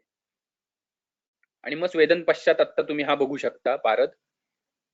कुठल्याही द्रवामध्ये जेव्हा पारद मिक्स केला जातो तेव्हा थोडेफार हे असे कणकण दिसतातच, मात्र पुढचे जसे संस्कार होतील तसे तुमच्या लक्षात येत जाईल की हे कण कसे कसे पुढे पुढे जास्त येत जातात. आणि मग हे संस्कार झाल्यावरती प्रत्येक संस्कार झाल्यावर पारद धावन करून घेणं अपेक्षित असतं. जसं इथे तुम्हाला दिसेल की हे सगळं धावन करून कांजी काढून टाकलेली आहे, म्हणजे पोट्टली बाहेर काढून आपण त्याच्यातला कल्क वगैरे बाजूला काढून घेतला आणि मग धावन करून हळूहळू वरून हा जो काही टब आहे असा तिरका धरायचा आणि त्याच्या वरती इथे बारीक कांजीची किंवा कोष्ण जलाची धार धरायची, जेणेकरून इथून हळूहळू वरच्या फक्त मल निघून जाईल. हे करत असताना पारा जास्त निघून जाणार नाही. जो आपण सगळ्यात सुरुवातीला म्हटलं तर 2 गती इथे गरजेच्या असतात लक्षात ठेवणं. एक मलगती जी त्या कल्कामध्ये अडकून निघून जाईल आणि दुसरं असा पारा धुवून टाकत असताना पाण्याबरोबर जाणारी जलगती, या दोन गतींकडे जास्त लक्ष ठेवायचं असतं. आणि जलगतीने किंवा मलगतीने कितीही काही केलं तरी थोडाफार पारा हा जातोच. त्याच्यासाठी एक काळजी नेहमी घ्यायची. एकच मिनिट. एक काळजी नेहमी घ्यायची असते की जलगत म्हणजे जे काही धावन करून ठेवलेला जो काही द्रव असतो तो कधीच लगेच ओतून टाकायचा नाही. तो द्रव एका मोठ्या पिंपामध्ये तात्पुरता भरून ठेवायचा. शिवाय जो काही कल्क आहे तुम्ही घेतलेला तोही त्याच द्रवामध्ये धुवून काढायचा आणि तो कल्क बाजूला ठेवायचा. तो कल्कही लगेच फेकून नाही द्यायचा, तो बाजूला सुकवून ठेवून द्यायचा. याचं कारण असं, सगळं झाल्यानंतर तुम्हाला असं लक्षात आलं की पारदामध्ये खूपच जास्त लॉस झालाय, तर तो कल्क पुढे उन्हामध्ये सुकवून सुद्धा पारा थोडासा मिळवता येतो किंवा त्या कल्काचं ऊर्ध्वपातन करून घेतलं तर त्याच्यातून पारा मिळवता येतो. दुसरीकडे जे काही तुम्ही द्रव भरून ठेवलेला असतो तो एक दिवसभर जवळजवळ सेटल होऊ द्यायचा आणि मग वरचा द्रव ओतून टाकला की तळाशी काही प्रमाणात पारा मिळतो. तोही उन्हात सुकून किंवा पुढे ऊर्ध्वपातन करून पारा आपल्याला पुन्हा मिळवता येतो. त्यामुळे तशा प्रकारे तो लॉस भरून काढता येणं आपल्याला शक्य असतं. त्यामुळे जलगती, धूमगती ह्या आपल्याला नक्की पुन्हा रिगेन करता येतात, गेलेला पारा सुद्धा. पुढे मात्र त्वरित जो म्हटलेला आहे, जो खलामध्ये उडून जाणारा असतो, तो जर आपल्याला लक्षात आला जमिनीवर पडलेला तर तो गोळा करून घेता येतो, नाही तर थोड्याफार प्रमाणात त्याच्यातला पारा रिगेन करता येत नाही. आणि धूमगतीचा मात्र पारा रिगेन करणं शक्य होत नाही. 5व्या संस्कारामधल्या धूमगतीवर खूप डोळ्यात तेल घालून म्हणतात तसं लक्ष ठेवणं गरजेचं आहे. तर इथे आपल्याला सगळ्या ह्या स्टेप्स बघायला मिळतील. पुढे एकच फक्त मला कोणीतरी सांगा, आता पीपीटी दिसते आहे ना आणि माझं बोलणं पण ऐकायला येत आहे ना? हो सर, आवाज पण येतोय आणि पीपीटी पण दिसते. ठीक. हा स्वेदन संस्कारित पारद आहे. पुढे जाऊ आपण. मर्दन. मर्दनात काय सांगतात, तर उदितेर औषधे साधम सर्वामले कांजिकेरपी पेषणम.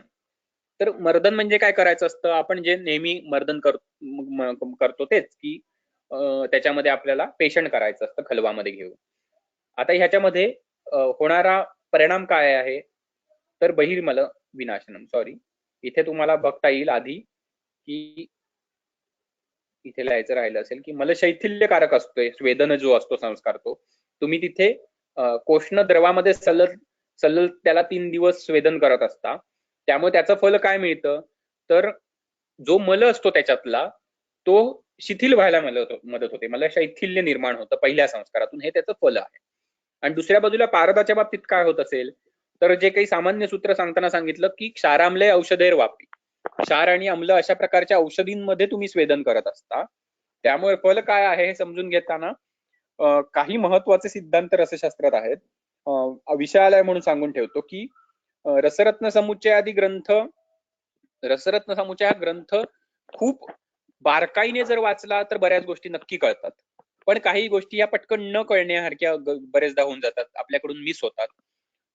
त्यामुळे शक्यतो रसशास्त्राचा अभ्यास करत असताना रसहृदय तंत्र, रसार्णव तंत्र, रसेंद्र चिंतामणी, रसेंद्र चूडामणी, रससार आणि लोह सर्वस्व असे काही रसरत्न समुच्चयाचे आधीचे आणि खूप महत्वाचे, ज्याच्यामध्ये धातुवादाला सुद्धा जास्त महत्व दिलेले आहे, असे जे काही ग्रंथ आहेत ते जर थोडे आपण नीट हे केले की समजून घेतले तर जास्त अधिक रसशास्त्र समजून घेता येतं. त्याच्यामध्येच एक सामान्य सिद्धांत ग्रंथांमध्ये सांगितलेला आहे, रससार मला वाटतं ग्रंथामध्ये, की सर्वे मलापहा क्षारा, सर्वे अम्ला प्रदीपकः, सर्वे रक्ताश्च रंजकः, सर्वे मृदुकरा स्नेह, अशी सामान्य सूत्र दिली आहेत. म्हणजे काय, तर रसशास्त्रामध्ये स्नेह जिथे जिथे आलाय, शोधनामध्ये किंवा मारणामध्ये म्हणा, संस्कारामध्ये स्नेह आलाय, तो काय करतो, तर तो मार्द वाढण्यासाठी असतो.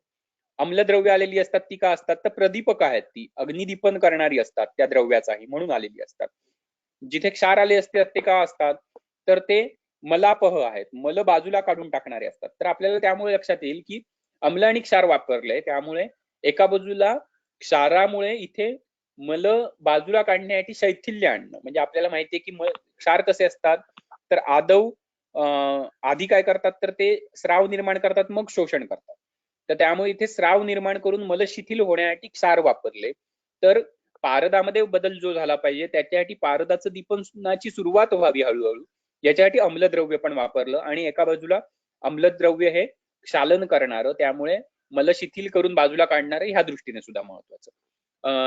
इथे मला आता बघितलं मी की एक मेसेज आलाय की जमिनीवर पडलेला पारा मी मगाशी म्हटलं त्वरित हंसगतीने जाणारा, तो कसा जमवावा असं विचारलंय. तर पारा जर जमिनीवर पडला असेल, एक गोष्ट लक्षात घ्यायची, बरं आला प्रश्न विचारला म्हणून, की शक्यतो अष्टसंस्कार करताना जनरली मर्दन करताना बाजूची जमीन ही सपाट असलेली कधीही चांगली, समतल, शक्यतो लाद्या असतील अशी जागा मात्र, सॉरी लाद्या नाही, कोबा असेल अशी जागा खरी तर म्हणायला पाहिजे. लादी असेल तर दोन लाद्यांच्या मध्ये जे काही छोटीशी भेग असते, बरेचदा त्या भेगेमध्ये जाऊन पारा अडकतो आणि तो काढणं खूप कठीण जातं. त्यामुळे एकतर कोबा असलेली जमीन किंवा त्याही पेक्षा लादी जर असेल तर मात्र मग त्याच्यावर एखादं मोठं प्लास्टिक काहीतरी अंथरून घ्यावं आणि त्याच्यावरती मग हे करायला घेतलं तर जर तो पारा पडला तरी जमवायला सोपा जाईल. तो जमवताना एखादा छोटासा मोळ किंवा एक कागद घेऊन तो जमिनीवर ठेवावा, म्हणजे तो कागद खूपच पातळ घ्यायचा, वहीचा वगैरे असतो तसा, आणि दुसऱ्या बाजूने सावकाश पारा ढकलत आणले पाऱ्याचे कण की त्या कागदावरती आपल्याला घेता येतात उचलून आणि मग तो परत घेता येतो खलामध्ये वगैरे. तर तशा प्रकारे जमवता येतो. काही प्रमाणात जर तुमच्याकडे ड्रॉपर असेल, आजकाल ते सिंपल प्लास्टिक ड्रॉपर सुद्धा मिळतात, तर ड्रॉपरने सुद्धा एक एक थेंब दिसला तर तो उचलून घेता येतो सक्शनने. पुढचा वेदनानंतर मर्दन संस्कार, आता म्हटलं तसं ते पेशंट करायचे, ते सुद्धा सलग 3 दिवस, आणि त्याच्यासाठी दिलेली द्रव्य गृह धूम इष्टिका चूर्ण तथा दधी गुडान्वितम लवणासुरी संयुक्तम शिफ्टवा सुतम विमर्दयेत षोडशांशुत द्रव्यम सुतमानात नियोजत. हा सामान्यच नियम आहे. द्रव्य जर बघितली तुम्ही तर 6 द्रव्य बघायला मिळतील. पहिलं गृहधूम, इष्टिका चूर्ण, दधी, गुड, लवण आणि सरशप अशी 6 द्रव्य आहेत. ह्या 6 द्रव्यांच्या कलकाबरोबर सलग 3 दिवस पारदाचं मर्दन करायचं असतं. आता हे करत असताना 2 गोष्टी लक्षात घ्यायच्या. पारदाचे शक्यतो कोणतेही संस्कार शोधन हे कधीही लोहाच्या खलामध्ये करणं हे श्रेष्ठ सांगितलेलं आहे, त्यामुळे लोहाच्या खलातच करायचं. त्याही पेक्षा रसग्रंथात खरं तर कांतलोह सांगितलेलं आहे, पण कांतलोह भस्माला सुद्धा आता तितकं उपलब्ध होत नाही, तर कांतलोहाचं खल मिळणं तर खूपच दुरापस्त आहे. मग कमीत कमी तीक्ष्ण लोह, सामान्य लोहाच्या तरी खलामध्ये किंवा एखादी चांगली जाड कढई, आता पुढे आम्ही दाखवू, आमच्या याच्यात आम्ही चांगल्या एका जाड कढई आणि बत्त्याचा वापर केला होता लोखंडी, तर तसा वापर करता येतो.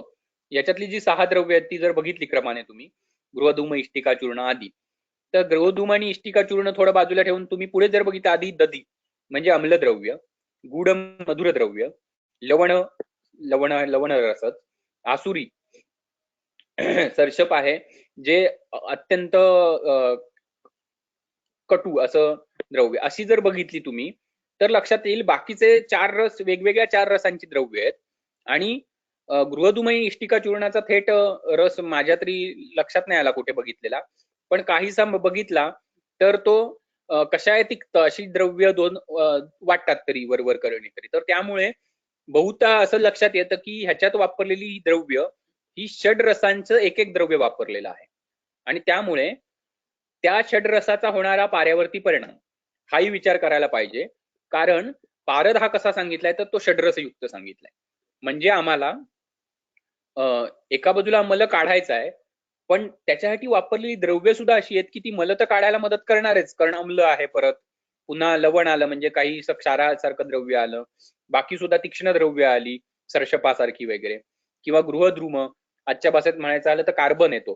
तर कार्बन सुद्धा आजही वेगवेगळ्या मेटलर्जी मध्ये कार्बन वापरला जातो इम्प्युरिटीज बाजूला करायला. याची राख सुद्धा आजही वापरली जाते विटेची, कारण त्याच्यामध्ये सुद्धा लोहाचं थोडा प्रमाण असतं. तर ह्या दृष्टीने शोधन तर करतोच, पण दुसऱ्या बाजूला पारद जो षड्रसात्मक आहे त्याच्या षड्रसांवरती काहीतरी आम्ही परिणाम घडून आणणार आहोत, तो खरा तर आपण अभ्यासण्याची गरज आहे. म्हणजे रसशास्त्रामध्ये जे काही आम्हाला रिसर्च करायचे खरे तर हा रिसर्चचाच नक्की विषय आहे, पण तो कसा करायचा हा नक्की कठीण असणार आहे. इतकं सोपं नाहीये की षड्रसांमध्ये पाऱ्याचे षड्रस आधी ओळखणार कसे आपण आणि त्याच्यात काय परिणाम होईल, पण खरा तर आम्हाला उपयोगी रिसर्च हे असे होतील की नक्की काय परिणाम होतो याचा. तर अशा प्रकारे आम्ही करणार आहोत. याच्यातल्या एका गोष्टीवर तुम्हाला लक्ष ठेवावं लागतं जमवायच्या दृष्टीने, गृहधूम आजकाल सहज मिळत नाही. गृहधूम म्हणजे घेरोसा, म्हणजे ज्याला जुन्या ज्या काही चुली असायच्या आपल्या किचन मध्ये पूर्वीच्या, जी चुलीवरती जेवण बनवलं जायचं, तर त्याच्यातून निर्माण होणारा जो काही कार्बन असतो तो वरती बारांना किंवा छताला जमा होतो आणि त्याचे फ्लेक्स बनतात. ते फ्लेक्स अपेक्षित असतात. आजकाल तुम्हाला बेकरीच्या भट्टीमध्ये वरती चिमणीमध्ये अशा प्रकारचा मिळू शकतो, मात्र त्याच्यात बरेचदा विटेची सुद्धा चुरा येतो, तो जरा बघावा लागतो. किंवा अजूनही गावाकडे चुली असतात, त्यांना भांड्यांना लागलेला तुम्हाला मोठ्या प्रमाणात हा गृहधूम मिळू शकतो. आम्ही औषधीकरण करत असताना शक्यतो आता अष्टसंस्कार परत परत करत असल्यामुळे भांडी जी काही तेला तुपाची किंवा याची पाक होत असताना तिथे त्या भांड्यांना खालून गृहधूम बरेचदा लागलेला मिळतो. ते सतत भांड वापरलं की तो नेहमी बघायचं खाली लागलाय का गृहधूम आणि तो काढून घ्यायचा, असा प्रयोग करत असतो आणि त्यामुळे जमवून ठेवलेला असतो. तुम्हाला करायचं असते तर त्या गोष्टीवर लक्ष द्यावं लागेल, बाकी गोष्टी सहज कुठेही मिळतातच. तर अशा प्रकारे ह्याच्यामध्ये सलग 72 तास आपण मर्दन करायचं. इथेही द्रव्य आपल्याला बघायला मिळतील, गृहधूम, इष्टिका चूर्ण वगैरे सगळी. आणि अशा प्रकारे आम्ही वापरलेली ही कढई आहे. हा एक थोडासा एक बदल आहे. नेमका ह्यावेळी जो दुसऱ्यांदा अष्टसंस्कार केले त्याच्यातला तप्तखल अजून योग्य प्रकारे केलेला होता. नेमका याच्यात फोटो घालायचा राहिलाय माझ्याकडून, पण हा पहिल्यांदा जेव्हा आम्ही केला तेव्हा हा प्रयोग केला होता. हा ओघाने विषय आलाय म्हणून सांगायला पाहिजे की अष्टसंस्कार थोडक्यात एसओपी पद्धतीने की वाचावेत आणि करावेत असं जर तुम्हाला करायचं असेल तर शांधो कुलकर्णी यांचं आयुर्वेदीय रसौषधी निर्माणाचं पुस्तक आहे. आउट ऑफ प्रिंट आहे, पण झेरॉक्स बरेचदा मिळून जाते सहज. तर ते पुस्तक जर तुम्ही अभ्यासलं तर त्याच्यातून अष्टसंस्कार वाचून करता येतात. आम्ही पहिल्यांदा त्याच्यातूनच वाचून सुरुवात केली. तर त्याच्यामध्ये तप्तखलासाठी दिलेला हा एक पर्याय आहे की खाली एखादं भांड घेऊन त्याच्यामध्ये उष्ण जल ठेवावं आणि त्याच्यामध्ये आपला लोखंडी खल ठेवावा, म्हणजे थोडक्यात वॉटर बाथचं टेक्निक. तर वॉटर बाथच्या टेक्निकने तुम्हाला खल तप्त करता येतो. फक्त हे पाणी परत परत गरम ठेवावं लागतं, एवढं मात्र करावं लागतं. तर अशा प्रकारे हा आम्ही तेव्हा केला होता.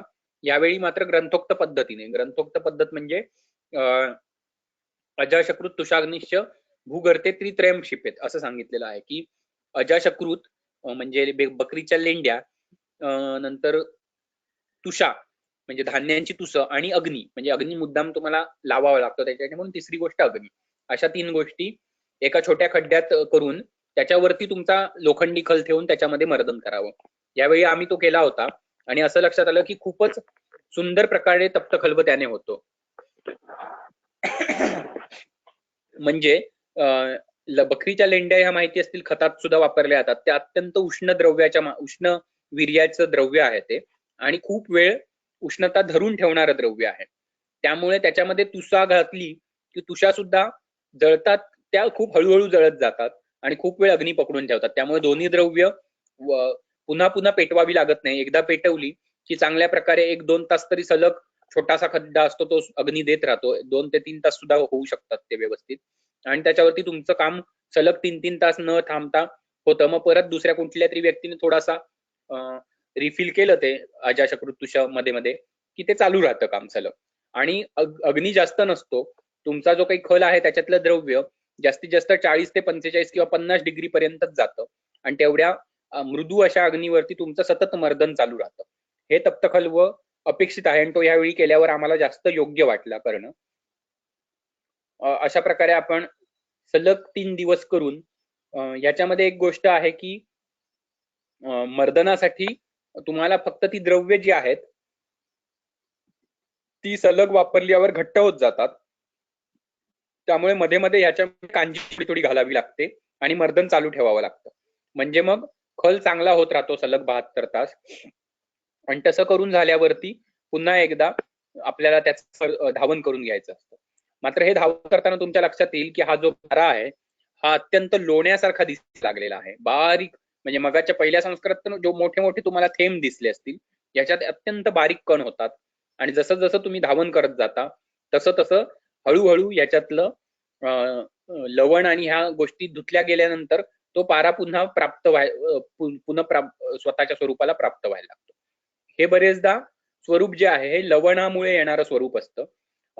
अशाच प्रकारचं स्वरूप तुम्हाला प्राप्त करून घेण्यासाठी आणि जे काही लसुणीचं एकेने लसुणेनापी जे शोधन सांगितलेले, बरेच लोक लसणीच्या रसामध्ये किंवा कल्कामध्ये पाऱ्याचं शोधन जे करतात ते शोधन सुद्धा चांगलं व्हावं म्हणून दुसरा एक पाठ आयुर्वेद प्रकाशमध्ये आहे, ज्याच्यामध्ये लसूण रस म्हणजे लसूण आणि सैंधव सुद्धा वापरायला सांगितलंय. जर ते तुम्ही शोधन करताना एकटा लसूण रस न वापरता लसूण आणि सैंधव वापरलं आणि त्याने पाऱ्याच्या शोधनासाठी मर्दन केलं, जे 7 दिवस तरी कमीत कमी करायला सांगितलंय, म्हणजे 7 इतके तरी तास, रोज 7 तास तरी आणि 7 दिवस असं जर केलं तर अशाच प्रकारचा पारा प्राप्त होतो. आणि त्यामुळे सामान्य शोधन करता करता सुद्धा तुम्हाला मर्दन तर घडलेलंच असतं, दुसऱ्या बाजूला असा पारा प्राप्त झाला म्हणजे मूर्छित पण झाला पारा, आणि तो परत प्राप्त व्हावा म्हणून तुम्हाला धावन, त्याच्यानंतर काही प्रमाणात आतपामध्ये ठेवणं आणि अगदीच गरज पडली तर ऊर्ध्वपातन करणं, अशा गोष्टी कराव्या लागतात. त्यामुळे सामान्य शोधनातही तुमचे 2-3 संस्कार होऊन जातात. त्यामुळे मी तरी शक्यतो सगळ्यांना ऍडवाइज करतो की एकट्या लसणीमध्ये करू नका. शोधन करायचं आलं तर लसूण आणि 16वा भाग सैंधव असं घालून करा. पुढे अशा प्रकारे धावन करून त्याची काळजी सगळी पहिली सांगितली तशीच घ्यायची असते. या फोटोत तुम्हाला इथे बघायला मिळेल याचा पारा हा नष्टपिष्ट झाल्यासारखा झालेला असतो, हाताने उचलता येऊ शकतो लोण्यासारखा पारा. आणि हा काय आहे तर हा संस्कार हा बहिर्मल विनाश करणारा आहे. जे काही बाह्य मल असतात पाऱ्यासाठीचे, म्हणजे मग ते कालिका आदी वेगवेगळे दोष काही धातुवादाच्या ग्रंथात सांगितलेत. म्हणजे आजकाल आपण त्याला ऑक्सिडेशन वगैरे म्हणतो झालेलं, वेगवेगळे त्याच्यातल्या इम्प्युरिटीजचं. तर अशा बाह्य ज्या काही इम्प्युरिटीज आहेत त्या बाजूला व्हायला, बहिर्मल विनाश व्हायला मदत होते. आणि त्याच्यानंतर मर्दन संस्कारित अजून तेजस्वी असा पारा सुंदर आपल्याला बघायला मिळतो. पुढचा जो संस्कार आहे तो मूर्छन आहे. मर्दानी दिष्टभिषज्य नष्टपिष्टत्व कारकम तन्मूर्छनम ही वंगादी भुजकंचुक नाशन.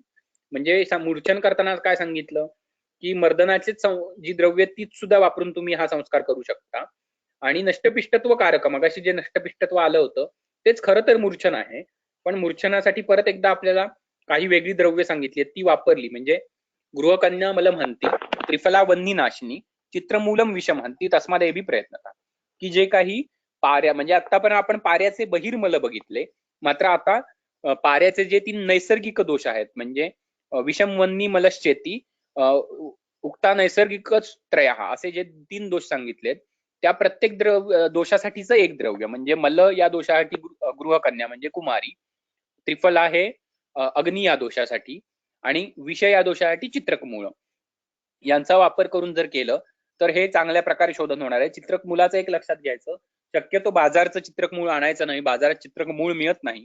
चित्रकाचे खोडं दिली जातात, ती सुद्धा इतकी जाड असतात की ती खरीच चित्रकाची आहेत का मला नक्की सांगता येणार नाही, जरा द्रव्य गुणच्या लोकांना विचारावं लागेल. पण चित्रक मूळ आपण स्वतः काढून काही खूप लागणार नाहीये संस्कारामध्ये. त्याच्या मुळाची फक्त साल घ्यायची असते, कारण ती सालच फक्त अत्यंत कटू रसाची असते, बाकी मुळाचा आतला भाग सुद्धा कटू रसाचा नाही. तर तशा प्रकारे चित्रक मूळ स्वतः काढून घ्यायचं, बाकी सहज मिळणाऱ्या गोष्टी आहेत, त्रिफळा काय किंवा कुमारी काय. तर अशा प्रकारे पुन्हा 72 तास ही सगळी 16वा भाग घालून मर्दनच करत राहायचं असतं. त्यामुळे मग सुरुवातीला म्हटलं तसं सलग पहिले 72 आणि हे 72 असे 6 दिवस रात्र तुम्हाला मर्दन करणं हे ह्याच्यातली एक मोठी टास्क असते. त्यामुळे ही करायची. हे काही कष्ट आहेत जे तुम्हाला पुढे फळ देणार आहेत. म्हणजे पहिला आम्ही जेव्हा संस्कार मी आणि गौरव दादांनी केला तेव्हा मदतीला दिवसात 1-2 तास 3 तास अशी काही मुलं कधी कधी यायची मध्ये मध्ये, पण रात्र तरी आम्ही दोघेच असायचो आणि दिवस रात्र नक्कीच दोघे असायचो पूर्ण वेळ. आणि मग एकाने 2-3 तास मर्दन करायचं, थोडा वेळ झोप घ्यायची, परत असं 6 दिवस चालू होतं. अवस्था खूप वाईट होत होती, पण ते कष्ट मात्र करणं गरजेचं असतं, तरच तुम्हाला रसशास्त्रात काहीतरी अचीव करणं हळूहळू शक्य होतं. अशा प्रकारे पुन्हा एकदा 3 द्रव्यांमध्ये मर्दन करायचं. इथे तुम्हाला द्रव स्वरूपात थोडस गृहकन्या म्हणजे कुमारी स्वरस असल्यामुळे जेव्हा जेव्हा हा खल सुखायला लागेल तेव्हा पुन्हा कुमारीचा रस घालत राहायचा 3 दिवस. आणि अशा प्रकारे त्रिफळा असल्यामुळे ह्याच्यातला जो काही खल आहे तो हळूहळू खलातलं द्रव्य काळं पडायला लागतं, कारण लोह आणि त्रिफळाचा संयोग झाल्यावर आपल्याला माहिती आहे तो काळ्या रंगाचा होत असतो. अशा प्रकारे परत 72 तास चालू ठेवतो. आणि इथे मुद्दाम फोटो दाखवलेला आहे की कल्क बाजूला केला तर इथे बारीक बारीक बारीक मधल्या इंटरमिजिएट स्टेजला हे असे कण झालेले आपल्याला बघायला मिळतात. तर असे आवाज येतोय का? कारण मला मध्ये एक कॉल येऊन गेला. हॅलो हॅलो, येतोय आवाज? हॅलो, हा हा सर येतोय आवाज, येतोय, पीपीटी पण दिसते. ठीक आहे. तर अशा प्रकारे छोटे छोटे कण झालेले मधल्या इंटरमिजिएट स्टेजला आपण बघू शकतो, तरी कण म्हणजे थेंब ह्या स्वरूपात आहेत. पुढे पुढे ते अजून कण होत. हे ह्या संस्काराची सिद्धी थेट दिलेली आहे आपल्याला. म्हणजे 2 संस्कार आहेत ज्याच्यामध्ये काहीतरी चेक करता येईल अशी सिद्धी आहे. याच्यामध्ये आपल्याला नष्टपिष्टत्व ही सिद्धी सांगितली या संस्काराची. त्यामुळे हा संस्कार कधीपर्यंत करावा? खरा तर 3 दिवस सलग करावा, पण असं 3 दिवस करावा असं थेट सगळीकडे नाहीये. तर ती सिद्धी होईपर्यंत करावा, म्हणजे नष्टपिष्ट पाऱ्याला स्वरूप येईपर्यंत करावा. म्हणून आपण मध्ये मध्ये ते बघू शकतो की तळाला पारा दिसतोय का आणि तो नष्टपिष्ट झालाय का, म्हणजे लोण्यासारखे बारीक बारीक कण झालेत का त्याचे. 5व्या संस्कारात नागवंगानी रहित होतो पारद असं म्हटलंय. त्यामुळे असं तर थेट बघता येणार नाही, पण आजकाल आपल्याला वेगवेगळ्या टेस्ट करून त्याच्यामध्ये असलेलं लीड आणि टीनचं प्रमाण बघून ठरवता येऊ शकतं की हा नागवंगादी रहित झाला का. त्यामुळे या 2 गोष्टी आहेत की ज्याने आपल्याला सिद्धी ठरवता येऊ शकते ऑब्जेक्टिव्हली. तर अशा प्रकारे नष्टपिष्ट झाला जर पारद तर असा दिसेल. म्हणजे हा धावन करता करता मध्ये बघितलेला, त्यामुळे तुम्हाला लक्षात येईल की काही प्रमाणात बोटाना जो लागलाय तो नष्टपिष्ट आहे आणि धावन करता करता जे थेंब आहेत ते उत्थापित झालेले थेंब आहेत. तर असा हा तिसरा संस्कार आपण मूर्छनाचा करत असतो आणि त्याच्यातून प्राप्ती काय होते, तर नष्टपिष्टत्व येणं ही त्याची प्राप्ती आहे. आणि त्याचं फल काय आहे, समर्चिता सुतो दोषशून्य प्रजा येते, की त्यामुळे सगळ्या प्रकारचे दोष, सगळ्या प्रकारचे म्हणण्यापेक्षा जे 3 नैसर्गिक दोष आहेत त्यांच्यासाठी 3 द्रव्य वापरून आपण ते नैसर्गिक दोष घालवले. म्हणजे आतापर्यंत आम्ही आधी मल शिथिल करून घेतला, मग बहिर्मल विनाश केला आणि मग मूर्छनामध्ये आम्ही नैसर्गिक दोष सुद्धा आता घालवले. अशा प्रकारे हे 3 प्रकारचे दोष जात आहेत आणि पुढचा संस्कार मग चालू होतो, तो म्हणजे उत्थापन. स्वेदातपाती योगेन स्वरूपापादनम यत्तद उत्थापनम इत्युक्तम. आता हे म्हणण्याचं कारण आधीच्या संस्कारामध्ये पारद कसा आहे तर नष्टपिष्ट झालेला आहे आणि आताच्या संस्कारामध्ये जो पारद आहे तो आम्हाला उत्थापित करून घ्यायचा आहे, पहिल्या स्वरूपाला आणायचं आहे. एक 2च मिनिटं, सॉरी, एक काहीतरी अर्जंट आहे म्हणून कुणाच तरी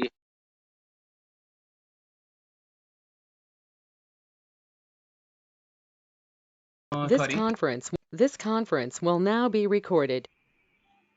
हा, तर आता आपण जसं म्हटलं की स्वेद म्हणजे पहिलं जे काही हा झालेला होता नष्टपिष्ट पारद, त्याला पुन्हा स्वरूपाला आणायचंय. तर ह्याच्यासाठी उत्थापन हा संस्कार केला जातो. आणि स्वेद आतपाती योगेने म्हटलंय की याच्यासाठी वेगवेगळे उपाय आहेत. एकच उपाय असं काही नाही, स्वेदन करूनही करता येतं. आतपाच्या मार्फत ते स्वेदन म्हणा किंवा नुसतं धावन, कोष्णजलाने धावन करून जे काही होणारं स्वेदन आहे त्याच्यातून सुद्धा होईल. त्यामुळे उत्थापन हा खरा खूप मोठा संस्कार नाही. आधीच्या मूर्छित पाऱ्याला कोष्ण कांजीने धुवून घेतला तरी काही प्रमाणात उत्थापन होतं. पुढे त्याचं उन्हामध्ये त्याला ठेवला की सुद्धा काही प्रमाणात उत्थापन होतं. आणि जर अगदीच कडक भाग त्याच्यामध्ये काही मिळाला तर मग थोडंसं ऊर्ध्वपातन करून घेण्याची गरज पडू शकते. अशा प्रकारे ह्या 3 पद्धतीने तुम्हाला पारद उत्थापित करून घेता येतो. एकच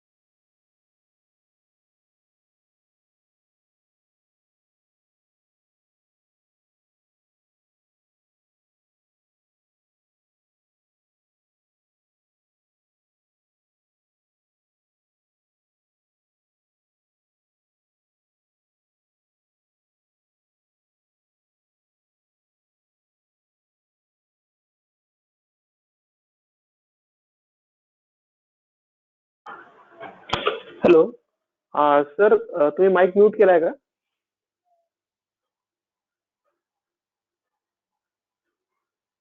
हॅलो.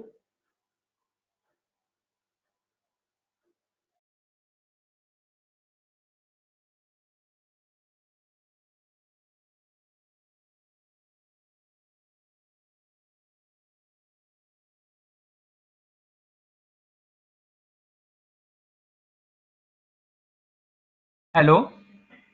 हॅलो. हा सर, मी माईक म्यूट केला होता. नाही, मी ऍक्च्युली मोबाईलवर परत ऑन केला होता. बहुतेक काहीतरी कधीपर्यंत पासून गेलाय आवाज? सर, तुम्ही ते कांजीने भारत धावन केल्यानंतर आपोआप म्यूट झालं. फक्त स्लाइड हलत होते 1-2 मिनिटं. ठीक आहे, म्हणजे ते तरंगणारा वगैरे सांगितलं ते काही ऐकायला नाही आलं का? नाही. हा सर, तिथून ठीक आहे, राहिले. ठीक आहे, ठीक आहे. तर मी सांगत होतो की जेव्हा आपण उत्थापनासाठी धावन करतो कांजीने, तेव्हा ह्याच्यात तुम्हाला बघायला मिळेल की इथे एक मोठा पाऱ्याच्या कणांचा पॅच बघायला मिळेल तरंगणारा. मगाच्या कुठल्याही जलगतीमध्ये इतक्या मोठ्या प्रमाणात पारा तरंगताना दिसला नसेल. आत्ता तुम्हाला दिसतोय आणि हा रेफरन्स पुढे लक्षात ठेवा. पुढे असा पारत कसा कसा दिसत जाणार आहे. तर अशा प्रकारे मूर्छन आपण करतो, ज्याच्यातून पहिल्यासारखं स्वरूप आलेलं असतं. आणि मग करणार आहोत 5वा संस्कार, पातन संस्कार. तर या पातन संस्कारामध्ये सांगितलेल्या द्रव्याबरोबर पाऱ्याची पिष्टी बनवून यंत्रामध्ये ठेवून ऊर्ध्व म्हणजे वरच्या दिशेने, मग अध म्हणजे खालच्या दिशेने आणि तिर्यक आडव्या दिशेने असा पारा उडवून घेणं याला पातन म्हणतात. आणि ह्याचा सगळ्यात महत्वाचा फायदा काय आहे, तर आतापर्यंत आपण बाकीचे दोष बघितले, बहिर झाले, नंतर नैसर्गिक दोष झाले, पण आता जे वंग आणि नाग स्वरूपात मिक्स, त्याच्यामध्ये ॲडल्ट्रेशन स्वरूप आलेले जे दोष असतात ते थेट आपल्याला शोधन करणं म्हणजे बाहेर काढून टाकणं असं अपेक्षित आहे. त्यामुळे कंचुक दोष म्हणतात यांना. ते बाजूला होण्यासाठी हा 5वा संस्कार असतो.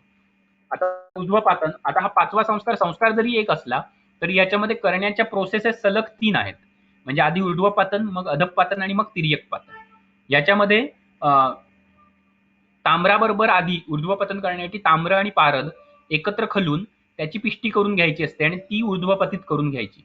आता हे करताना शुल्बेन पातेत पिष्टीम त्रिधो ऊर्ध्वम सप्तधातू अधास रसरत्न समुच्चयकार म्हणतात की 3दा ऊर्ध्वपातन आणि 7 वेळा अधपातन. मात्र टीकेमध्ये दिलेलं आहे की हे धातुवधेसाठी गरजेचं असतं. देहासाठी व्याधीनाशनासाठी तुम्ही फक्त एकदा केलं तरी पुरेसं असतं. त्यामुळे आपण एकदाच करत असतो ऊर्ध्वअध आणि तिर्यक. याच्यामध्ये एक लक्षात घ्यायचं की ताम्रचूर्ण किती सांगितलंय, तर 1/3 एवढं, पाऱ्याच्या 3 भाग शुद्ध पारद चूर्ण करून घ्यायचं. शक्यतो पाऱ्याचा अशा प्रकारचा चुरा जर वापरला तर पिष्टी सहज होते. पाऱ्याचे पत्रे वापरून काही लोकांनी 20-20, 21-21 दिवस सुद्धा मर्दन केलेलं आहे, तरी चांगली पिष्टी झालेली नाहीये. त्याच्या उलट तुम्ही पाऱ्याचा जर चुरा वापरला तर सहज तुम्हाला हे करून घेता येतं पाऱ्याची पिष्टी. पिष्टीचा अर्थ अमालगम आजकाल ज्याला म्हणतात तो. तर अशा प्रकारे शोधन केलेलं ताम्र आपण घेतलंय कांजीमध्ये. त्याला ताम्र, पारद आणि लिंबाचा रस म्हणजे अम्लद्रव्य कोणतरी घालावं लागतं. ते घालून असं मर्दन करून घ्यायचं आणि मर्दन करून हार्डली 2 ते 3 तासामध्ये अशी चांगल्या प्रकारची पिष्टी तयार होते जर चूर्ण वापरलेलं असेल तर. चांगली अशी चंदेरी रंगाची चांदीसारखी दिसायला अशी पिष्टी आहे किंवा स्वरूपाच्या दृष्टीने लोण्यासारखी पिष्टी झाली पाहिजे. आणि मग ती आपण अशा प्रकारच्या ऊर्ध्व यंत्रामध्ये, म्हणजे 2 मडकी आहेत, खालच्या मडक्यामध्ये आतून जर पांढरा रंग लक्षात येत असेल चुन्याचा लेप लावलाय आपण, कारण त्याचे होल्स जे असतात ते बुजून गेले पाहिजेत म्हणून. त्याच्यामध्ये ही पिष्टी ठेवली आहे. आणि वरती जे मडकं लावायचंय ते मडकं अशा प्रकारे पाहिजे की खालच्या मडक्याचं तोंड हे वरच्या मडक्यामध्ये आत गेलं पाहिजे, कारण खालच्या मडक्यातल्या वाफा वर जाणार आहेत आणि त्या डायरेक्ट वरच्या मडक्यात गेल्या पाहिजेत. म्हणून वरच्या मडक्याचं तोंड हे बाहेर आलं पाहिजे, असं वरून बसलं पाहिजे. आणि त्याच्यावरती तोयाधार म्हणून असा एक साधा एक प्रयोग आपण केलाय, तो म्हणजे एक टब तळाने कापून फक्त एमसीलने चिकटवून टाकायचा आणि त्याला एक ट्यूब लावून टाकायची, ज्याने आपल्याला पाणी भरणं आणि पाणी काढणं अत्यंत सोपं जातं. आणि मग तो चांगल्या प्रकारे मध्ये संधी बंद करून गॅसवरती ठेवून द्यायचा. घरातला साधा गॅस पुरतो, मात्र सगळ्यात मोठ्या नॉबवरती ठेवावा लागतो त्याला. अशा प्रकारे ते ठेवून ह्याला जवळजवळ 1 किलो पाऱ्याला तुम्हाला नाही म्हटलं तरी 9 ते 12 तासापर्यंत अग्नीवरती ठेवावा लागतो. आणि सलग ठेवून वरचं गरम होणारं पाणी मात्र मध्ये मध्ये बदलून गार पाणी सतत भरावं लागतं. आणि मग तुम्ही जेव्हा ते यंत्र काढता तेव्हा आतल्या भागाला मध्ये उजव्या हाताला जो ऊर्ध्व गटाला मिळालेला पारद असं लिहिलेलं आहे त्या प्रकारचा थेंबाथेंबांनी चिकटलेला पारद आणि काढत असताना मग तो एकत्र आलेला पारद आपल्याला बघायला मिळतो. खाली अशा प्रकारचं चूर्ण स्वरूप ताम्र बघायला मिळतं. पूर्णपणे वरती आलेला पारद किती आहे तो मोजून घ्यायचा. तो कमी वाटला तर खालचा ताम्र मोजायचं आणि ताम्रामध्ये जर घेतलेल्या ताम्रापेक्षा वजन जास्त असेल तर पारा जास्त खाली राहिला समजून परत एकदा ऊर्ध्वपतन करायचं. मात्र ताम्र घेतलं तेवढंच आहे आणि वरती पारद आलाय तो कमी आलाय असं झालं तर ह्याचा अर्थ धूमगतीने आपला पारा संधिबंधातून निघून गेलेला आहे आणि त्यामुळे तो परत मिळवायचा काही चान्स राहत नाही. म्हणून संधिबंध खूप जास्त चांगला खडखडीत सुकलेला कुठेही क्रॅक्स नाहीत असा बनवून घ्यायचा. आणि तो करत असताना एक गोष्ट लक्षात ठेवायची ती म्हणजे ऊर्ध्वपतन करत असताना सलग त्याच्या बाजूने संधिबंधावरती सूक्ष्म असं लक्ष ठेवायचं. बरेचदा जर तिथे क्रॅक राहिला असेल तर त्याच्यातून छोटे छोटे पारदाचे कण सूक्ष्म स्वरूपात बाहेर येऊन चिकटलेले दिसतात. तसे दिसले तर लगेचच्या लगेच अग्नी बंद करून टाकायचा म्हणजे आपला पाऱ्याचा लॉस थांबू शकतो. हे लक्ष ठेवणं ह्या संस्कारामध्ये धूमगती रोखणं हे खूप गरजेचं आहे. आणि हाच संस्कार फक्त असा आहे म्हणजे ऊर्ध्व अध आणि तिर्यक ज्याच्यामध्ये सगळ्यात जास्त लॉस होतो. पहिल्यांदा केले तेव्हा आम्ही संस्कार तिन्ही ह्याच्यामध्ये जवळजवळ प्रत्येकी 100 ग्रॅम असा 1 किलोपैकी 300 ग्रॅम सरळ ह्याच्यातच गेला. बाकी सगळ्या संस्कारात मिळून हार्डली 40 ते 50 ग्रॅम गेला असेल पण ह्याच्यात सगळ्यात जास्त पारा बाहेर निघून गेला. आणि अशा प्रकारे जेव्हा तुम्ही केलेला पारद असतो तो जो जेव्हा तुम्ही बघता तेव्हा हे अशा प्रकारे बोटांना चिकटणारी एक साय आल्यासारखी येते. हे थोडंफार ताम्र अजूनही त्या पाऱ्यामध्ये शिल्लक आहे हे दर्शवणारं रूप आहे. ही पिष्टीच आहे ताम्र पारदाची. आणि म्हणूनच एकदा का करायचं नाही फक्त ऊर्ध्वपतन तर पुन्हा पुन्हा पातन करता तेव्हा ते ताम्र बाजूला निघून जातं. मग त्याच्यासाठी सुद्धा ते गरजेचं असतं. अशा प्रकारे मध्ये मध्ये तुम्हाला सोनेरी टिंच सुद्धा त्याच्यावर बघायला मिळेल. खाली राहिलेलं जे ताम्र आहे ते सुद्धा अत्यंत सुंदर दिसतं. एक गोष्ट लक्षात घ्यायची मात्र हे असं ताम्र थेट भस्मासाठी घेणं योग्य नाही ठरणार. कारण ताम्र वापरण्याचा उद्देश हा आहे की ताम्र आणि नाग किंवा ताम्र आणि वंग ह्यांचं संयोग होऊन ते खाली राहतंय आणि पारा फक्त वर उडून जातोय. त्यामुळे ह्या ताम्रामध्ये नाग आणि वंगाची भेसळ आता झालेली असणार आहे. म्हणून हे ताम्र नागवंगादी रहित केल्यावर आपण भस्माला घेऊ शकू, थेट घेता येणार नाही आपल्याला. त्याच्यानंतर जे करायचं ते अधपातन. सगळी प्रोसेस सेम मात्र द्रव्य बदलतात. त्रिफला, शिग्रू, शिखी, लवण, भी वगैरे ही सगळी द्रव्य. आता खूप डिटेलमध्ये जात नाही मी. एक 16वा भाग.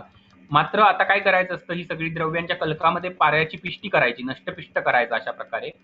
आणि यंत्र मात्र आता उलट होणार आहे. म्हणजे मगाशी अग्नी खाली होता त्याच्याऐवजी वरच्या मडक्याच्या डोक्यावरती आता आपण अग्नी करणार आहोत. इथे आम्ही पत्र्याचा एक बकेट सारखं बनवून त्याच्यात निखारे घालून अग्नी केलाय आणि खाली मडकं जे आहे त्याच्या आतमध्ये पाणी असणार आहे. त्यामुळे खालचं मडकं तुम्हाला थोडं ओलं जाणवत असेल तर पाणी मडक्यामध्ये ठेवलेलं आहे.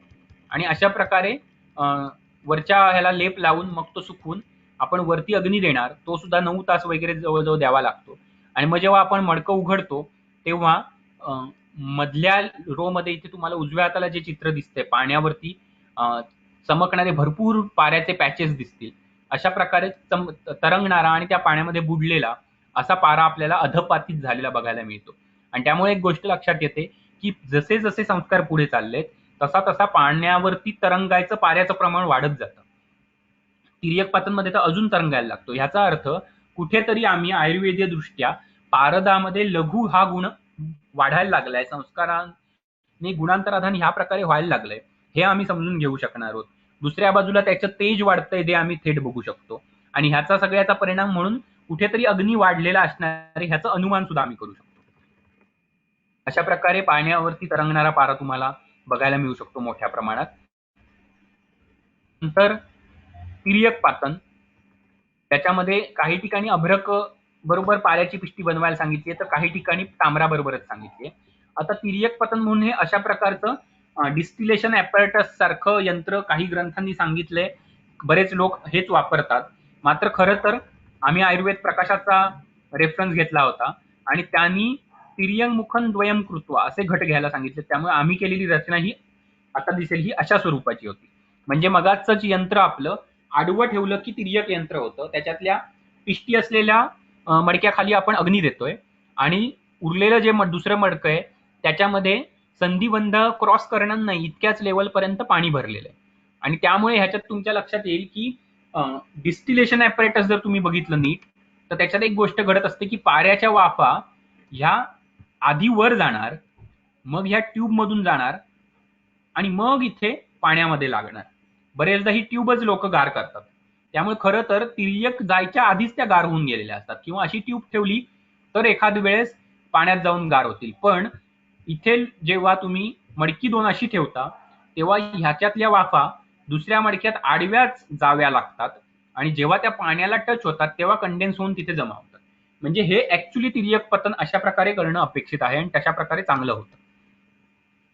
याच्यामध्ये तुम्हाला पुन्हा सगळं स्वरूप आणि सगळ्या काळजी त्याच असणार आहेत. पारा मात्र पाण्यावर तरंगणाऱ्या जास्त प्रमाणात बघायला मिळतो आणि हे तिन्ही प्रकारचे संस्कार करणं गरजेचं आहे. इथे धूमगती आपण मग अशी बघितली होती.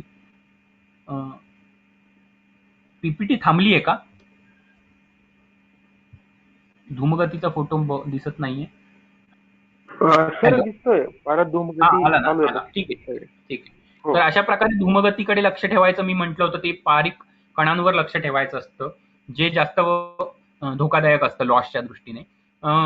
ह्याच्यासाठीच मगाशी म्हटलं तसं रसेंद्र चिंतामणीचा जर रेफरन्स बघितला तर 3 खरं तर मला अजूनही पूर्ण उलगडा झालेला नाही की 3 प्रकारच्या वेगवेगळ्या दिशांनी पारत गेल्यामुळे काय होत असेल ह्याचं मला नक्की अनुमान अजून करता आलेलं नाही. मात्र त्या ग्रंथात एक मात्र दिलेलं आहे की 3 प्रकारचे संस्कार करणं म्हणजे 3 प्रकारे गती असणं गरजेचं आहे. त्याच्यामध्ये त्यांनी दिलंय की विभागेन विपाकेन द्रव्येन अन्येष्य योगतः आणि पात्रांतर संयोगात. म्हणजे 3 कारणं दिली. 3 प्रकारे का करावं तर विभागेन विपाकेन वेगवेगळा पुन्हा पुन्हा पाक होतो वेगवेगळ्या वेळी. जो गरजेचा का असेल तर मगाशी म्हटलं तसं एकदा पाक केला तरी ताम्र थोडंफार राहिलं, पुढच्या ह्याच्यात अजून तो चांगल्या प्रकारे पाक होईल, तिसऱ्या वेळी अजून सगळ्या दोष बाजूला जातील. त्याच्यासाठी तो विभागेन विपाक महत्वाचा असणार आहे. द्रव्येन अन्येन योगतः 3 प्रकार वेगवेगळी तिन्ही संस्कारामध्ये तिन्ही गती करताना वेगवेगळी द्रव्य वापरणं हे एक महत्वाचं आहे. म्हणजे त्याचा आपण समजून घेऊ शकतो अनुमानाने की त्या द्रव्यांचा पाऱ्यावरती काहीतरी वेगवेगळा प्रभाव होईल. पण तिसरं कारण तसं न कळणारं आहे पात्रांतर संयोगात. एका पात्रातून दुसऱ्या पात्रात 3 वेगवेगळ्या गतीने पारत जाणं ह्यालाही तितकंच महत्व दिलंय आणि आता तरी ते प्रभाव म्हणून म्हणण्यासारखंच म्हणावं लागणार आहे की त्याचा प्रभावच म्हणावा लागेल. अजून तरी त्याचं अनुमान करता आलं नाही पण ते गरजेचं आहे एवढं मात्र कळतं. पण जसे जसे पुढचं गती आपण देत जातो तसा पारा पाण्यावरती अधिक तरंगायला लागतो हे बघितलेलं आहे. याच्या पुढचा जो 6वा संस्कार आहे रोधन संस्कार तो अत्यंत सोपा आहे की जल आणि सैंधव यांच्यामध्ये 3 दिवस पर्यंत एका कुपीमध्ये पारद नुसता बंद करून ठेवायचा आहे जमिनीमध्ये पुरून. आणि हा काय आहे संस्कार तर आधीचे जे काही संस्कार आपण केले होते त्याच्यामुळे पारा कसा होतो तर मंद होतो आणि शांत होतो. एक मगाशी तो बोटावर तरंगण चिकटलेला पारा बघितला तर त्याच्यावरून थोडंसं अनुमान करता येईल की शांत म्हणजे काय होत असेल किंवा तो मंद होऊन पाण्यावर तरंगत असतो. तर त्याच्यातून ते एक प्रकारे त्याला क्लैब्य येतं पाऱ्याला असं म्हटलेलं आहे आणि त्याच्यातून पुन्हा त्याला बोधन करायचं, त्याला शुद्धीवर थोडक्यात आणायचा, त्याच्यासाठीचा हा संस्कार असतो. याच्यामध्ये सृष्टंभुज म्हणजे जलसैंधव वापरायचं. अजूनही सृष्टंभूचा अर्थ आहे पण तो किचकट आहे आता नको जायला. अशा प्रकारे सैंधव जल करून त्याच्यामध्ये कुपीत पारा भरायचा आणि तो मातीमध्ये पुरून ठेवायचा. आता आम्ही सध्या सिटीत राहत असल्यामुळे थोडा एका मडक्यामध्ये माती ठेवून त्याच्यात पुरला होता. खरं तर नुसत्या जमिनीत पूर्ण अपेक्षित आहे. काही प्रमाणात टेम्परेचर त्या मातीचं वाढलेलं 3 दिवसात आपल्याला बघायला मिळतं. आणि जेव्हा तो बाहेर काढतो आम्ही तेव्हा एक मात्र नक्की बघायला मिळतं की त्या पाऱ्यामध्ये हे जे काही बबल्स झालेले आहेत ते पटापट पटापट असे फुटल्यासारखे होऊन एकत्र पारा लवकर येतो असं बघायला मिळतं. त्यामुळे कुठेतरी पारा पुन्हा स्वतःच्या स्वरूपाला यायला लागलाय, त्याच्यामध्ये बोधन झालंय असं म्हणायला जागा राहते. पुढचा जो संस्कार आहे त्याला नावच आहे नियमन. पाऱ्याचं चपलत्व जे आहे, जो काही चंचलत्व आलाय, आता मगाशी म्हटलं तसं की आधीच्या पारद संस्कारामध्ये पटापट ते थेंब फुटल्यासारखे होत असतात, ते काही प्रमाणात चपलत्व म्हणू शकतो आम्ही. ते निवृत्ती होऊन परत पारा नियमित व्हावा, चंचलत्व निघून जावं म्हणून केला जाणारा हा संस्कार आहे. आणि हे पुढचे जे उरलेले 2 संस्कार आहेत नियमन आणि दीपन, हे दोन्ही संस्कार करण्याचा पद्धत एकच आहे, ते म्हणजे दोलायंत्रानेच केले जातात, फक्त द्रव्य वेगवेगळी. याच्यामध्ये वंध्या कर्कोटी हे थोडंसं रेअर द्रव्य आहे. फणीनेत्र म्हणजे सर्पाक्षी, वृश्चिकाली, सैंधव आणि भृंगराज ह्यांच्या रसांमध्ये प्रत्येकाच्या आम्हाला स्वेदन करायचं असतं आणि त्यांचाच कल्क घ्यायचा असतो. हा संस्कार करत असताना बाकी वेगळ्या काहीच काळजी नाही. जसा स्वेदन संस्कार पहिला होता सगळंच्या सगळं तसंच आहे, द्रव्य मात्र फक्त बदलली आहेत. 3 दिवस आम्ही हा संस्कार करणार आहोत. सगळ्यांचे रस घेऊन आपण ते करतोय. आणि सप्त संस्कार झालेला पारद आणि 8वा संस्कार जो करायचा तो काही धातू आणि काही पाषाण वगैरे वेगवेगळी खनिज आणि वनस्पती अशी द्रव्य सांगितलेली आहेत आणि त्याच्यामध्ये 3 दिवस स्वेदन करायचं. याने काय होतो तर पारद हा दीप्त होतो, म्हणजे पारदाचा स्वतःचा अग्नी वाढतो, तो दीप्त झालेला असतो आणि तो इतर धातूंना ग्रास घेऊ शकेल असा हळूहळू व्हायला लागतो. तो थेट घेऊ नाही शकत, त्याचे पुढे संस्कार गरजेचे असतात. तर 3 प्रकारचे क्षार सैंधव, कासिस, भूनाग, अपामार्ग, शिग्रू, राजी, अम्लवेतस वगैरे अशी सगळी द्रव्य आहेत. यांच्यामध्ये पुन्हा स्वेदनासारखंच सगळं करायचंय, पोटली बांधूनच डोलायंत्रात स्वेद करायचा आहे आणि तो स्वेद 3 दिवस केला की अष्टसंस्कार आपले पूर्ण होतात. इथे जर बघितलं आम्ही तर पारद किती घ्यावा हे सांगितलंय. अगदी 2 सहस्त्र पल म्हणजे अगदी इतका मोठ्या प्रमाणात 80 किलो वगैरे पासून सांगितलंय, पण कमीत कमी 20 ग्रॅम पेक्षा पारा कधी कमी घेऊ नये असं सांगितलंय. आता जनरली आपल्याला पारद संस्कार सहज करण्यासाठी 1 ते 2 किलो पारद घेऊन संस्कार करणं हे अत्यंत योग्य ठरतं. 1 किलोपेक्षा कमी किंवा 2 किलोपेक्षा जास्त जरा किचकट होतं यंत्रणे आणि सगळ्याच्या दृष्टीने. अशा प्रकारे संस्कार केलेला पारा हा काय होतो सप्तकंचुक वर्जित असतो आणि तो अष्टमांश अंशी अवशिष्य राहतो असं खरं तर म्हटलंय, पण प्रॅक्टिकली इतर ग्रंथांनी पण असं दिलेलं नाही आणि प्रॅक्टिकली असं बघायला मिळत नाही की दरवेळी एवढा लॉस होणं अपेक्षित असावं असं काही वाटत नाही. संस्काराचा उपयोग काय होतो तर इथे आपल्याला दिसेल तीव्रत्वम वेगकारित्वम व्यापकत्वम बुभुक्षितम निर्मलत्वम विषयेण कृते दीपन कर्मणी, म्हणजे दीपन कर्म करतो म्हणजेच थोडक्यात 8 संस्कार आम्ही जेव्हा पूर्ण करतो तेव्हा पाऱ्यामध्ये तीव्रता येते, पाऱ्यामध्ये वेग येतो, व्यापकत्व शरीरात पसरण्याची ताकद वाढते, त्याची बुभुक्षा म्हणजे पाऱ्याचा अग्नी वाढून इतर धातू पचवण्याची ताकद येते, पारा निर्मल होतो म्हणजे त्याच्यातले दोष सगळे नष्ट होतात.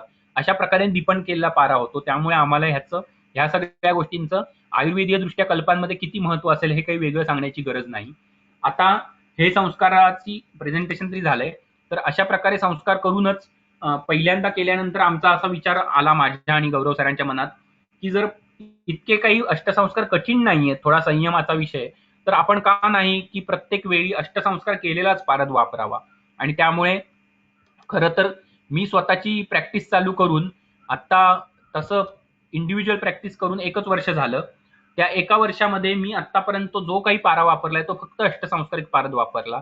तो संपत आला म्हणून परत दुसऱ्यांदा गेल्या काही महिन्यापूर्वी संस्कार केले, पुन्हा जो पारद वापरला आणि लोकांनाही सुद्धा जो दिला तो अष्टसंस्कारित पाऱ्याचेच कल्प केले आणि आता पुढच्या महिन्यात वगैरे पुन्हा एकदा तिसऱ्यांदा 2 किलो पाऱ्यावरती अष्टसंस्कार करण्याचा मानस आहे.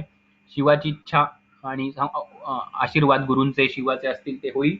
आणि अशा प्रकारे अष्टसंस्कारित पारा वापरलेला नक्की वेगळा चिकित्सेत काय होतो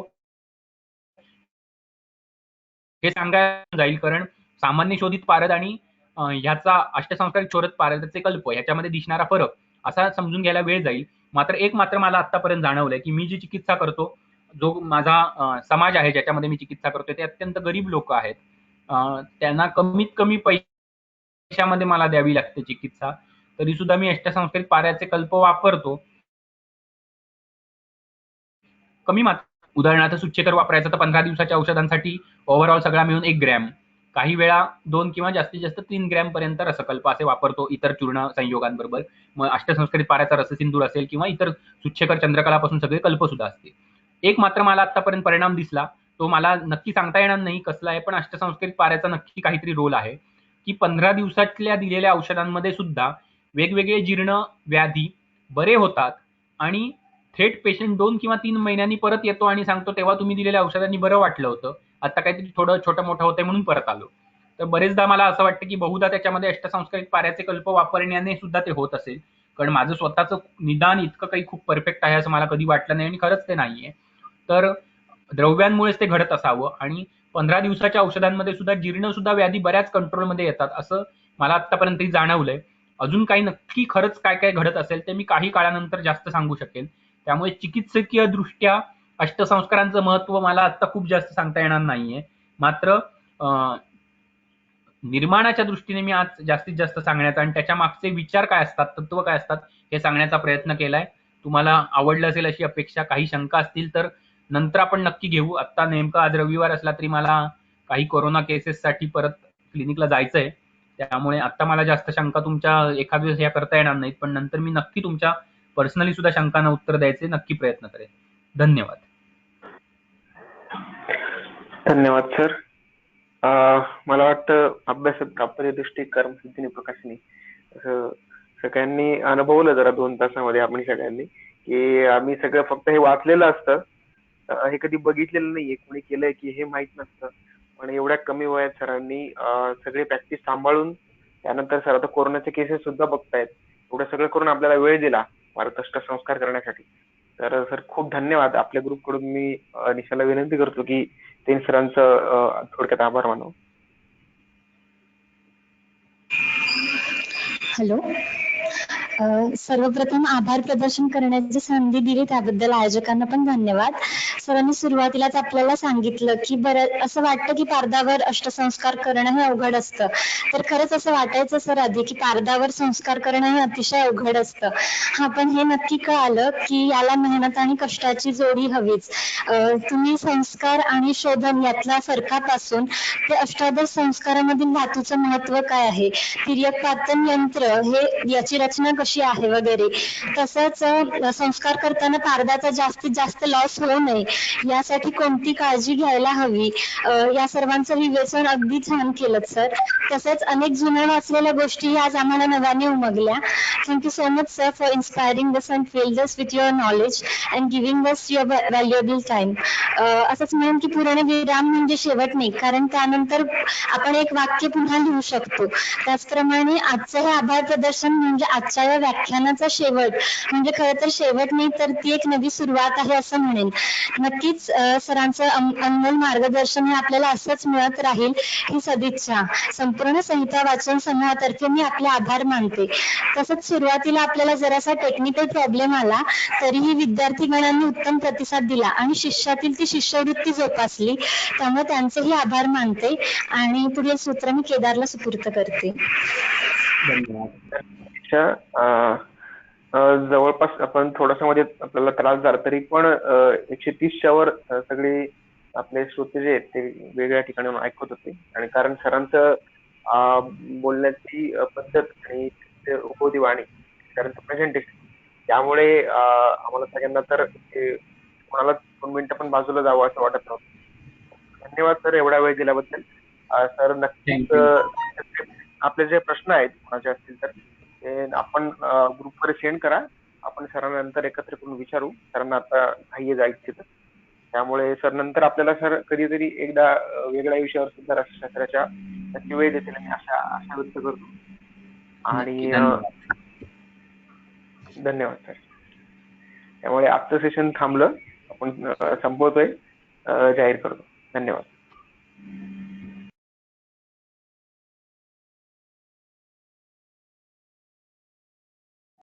जय रोहित.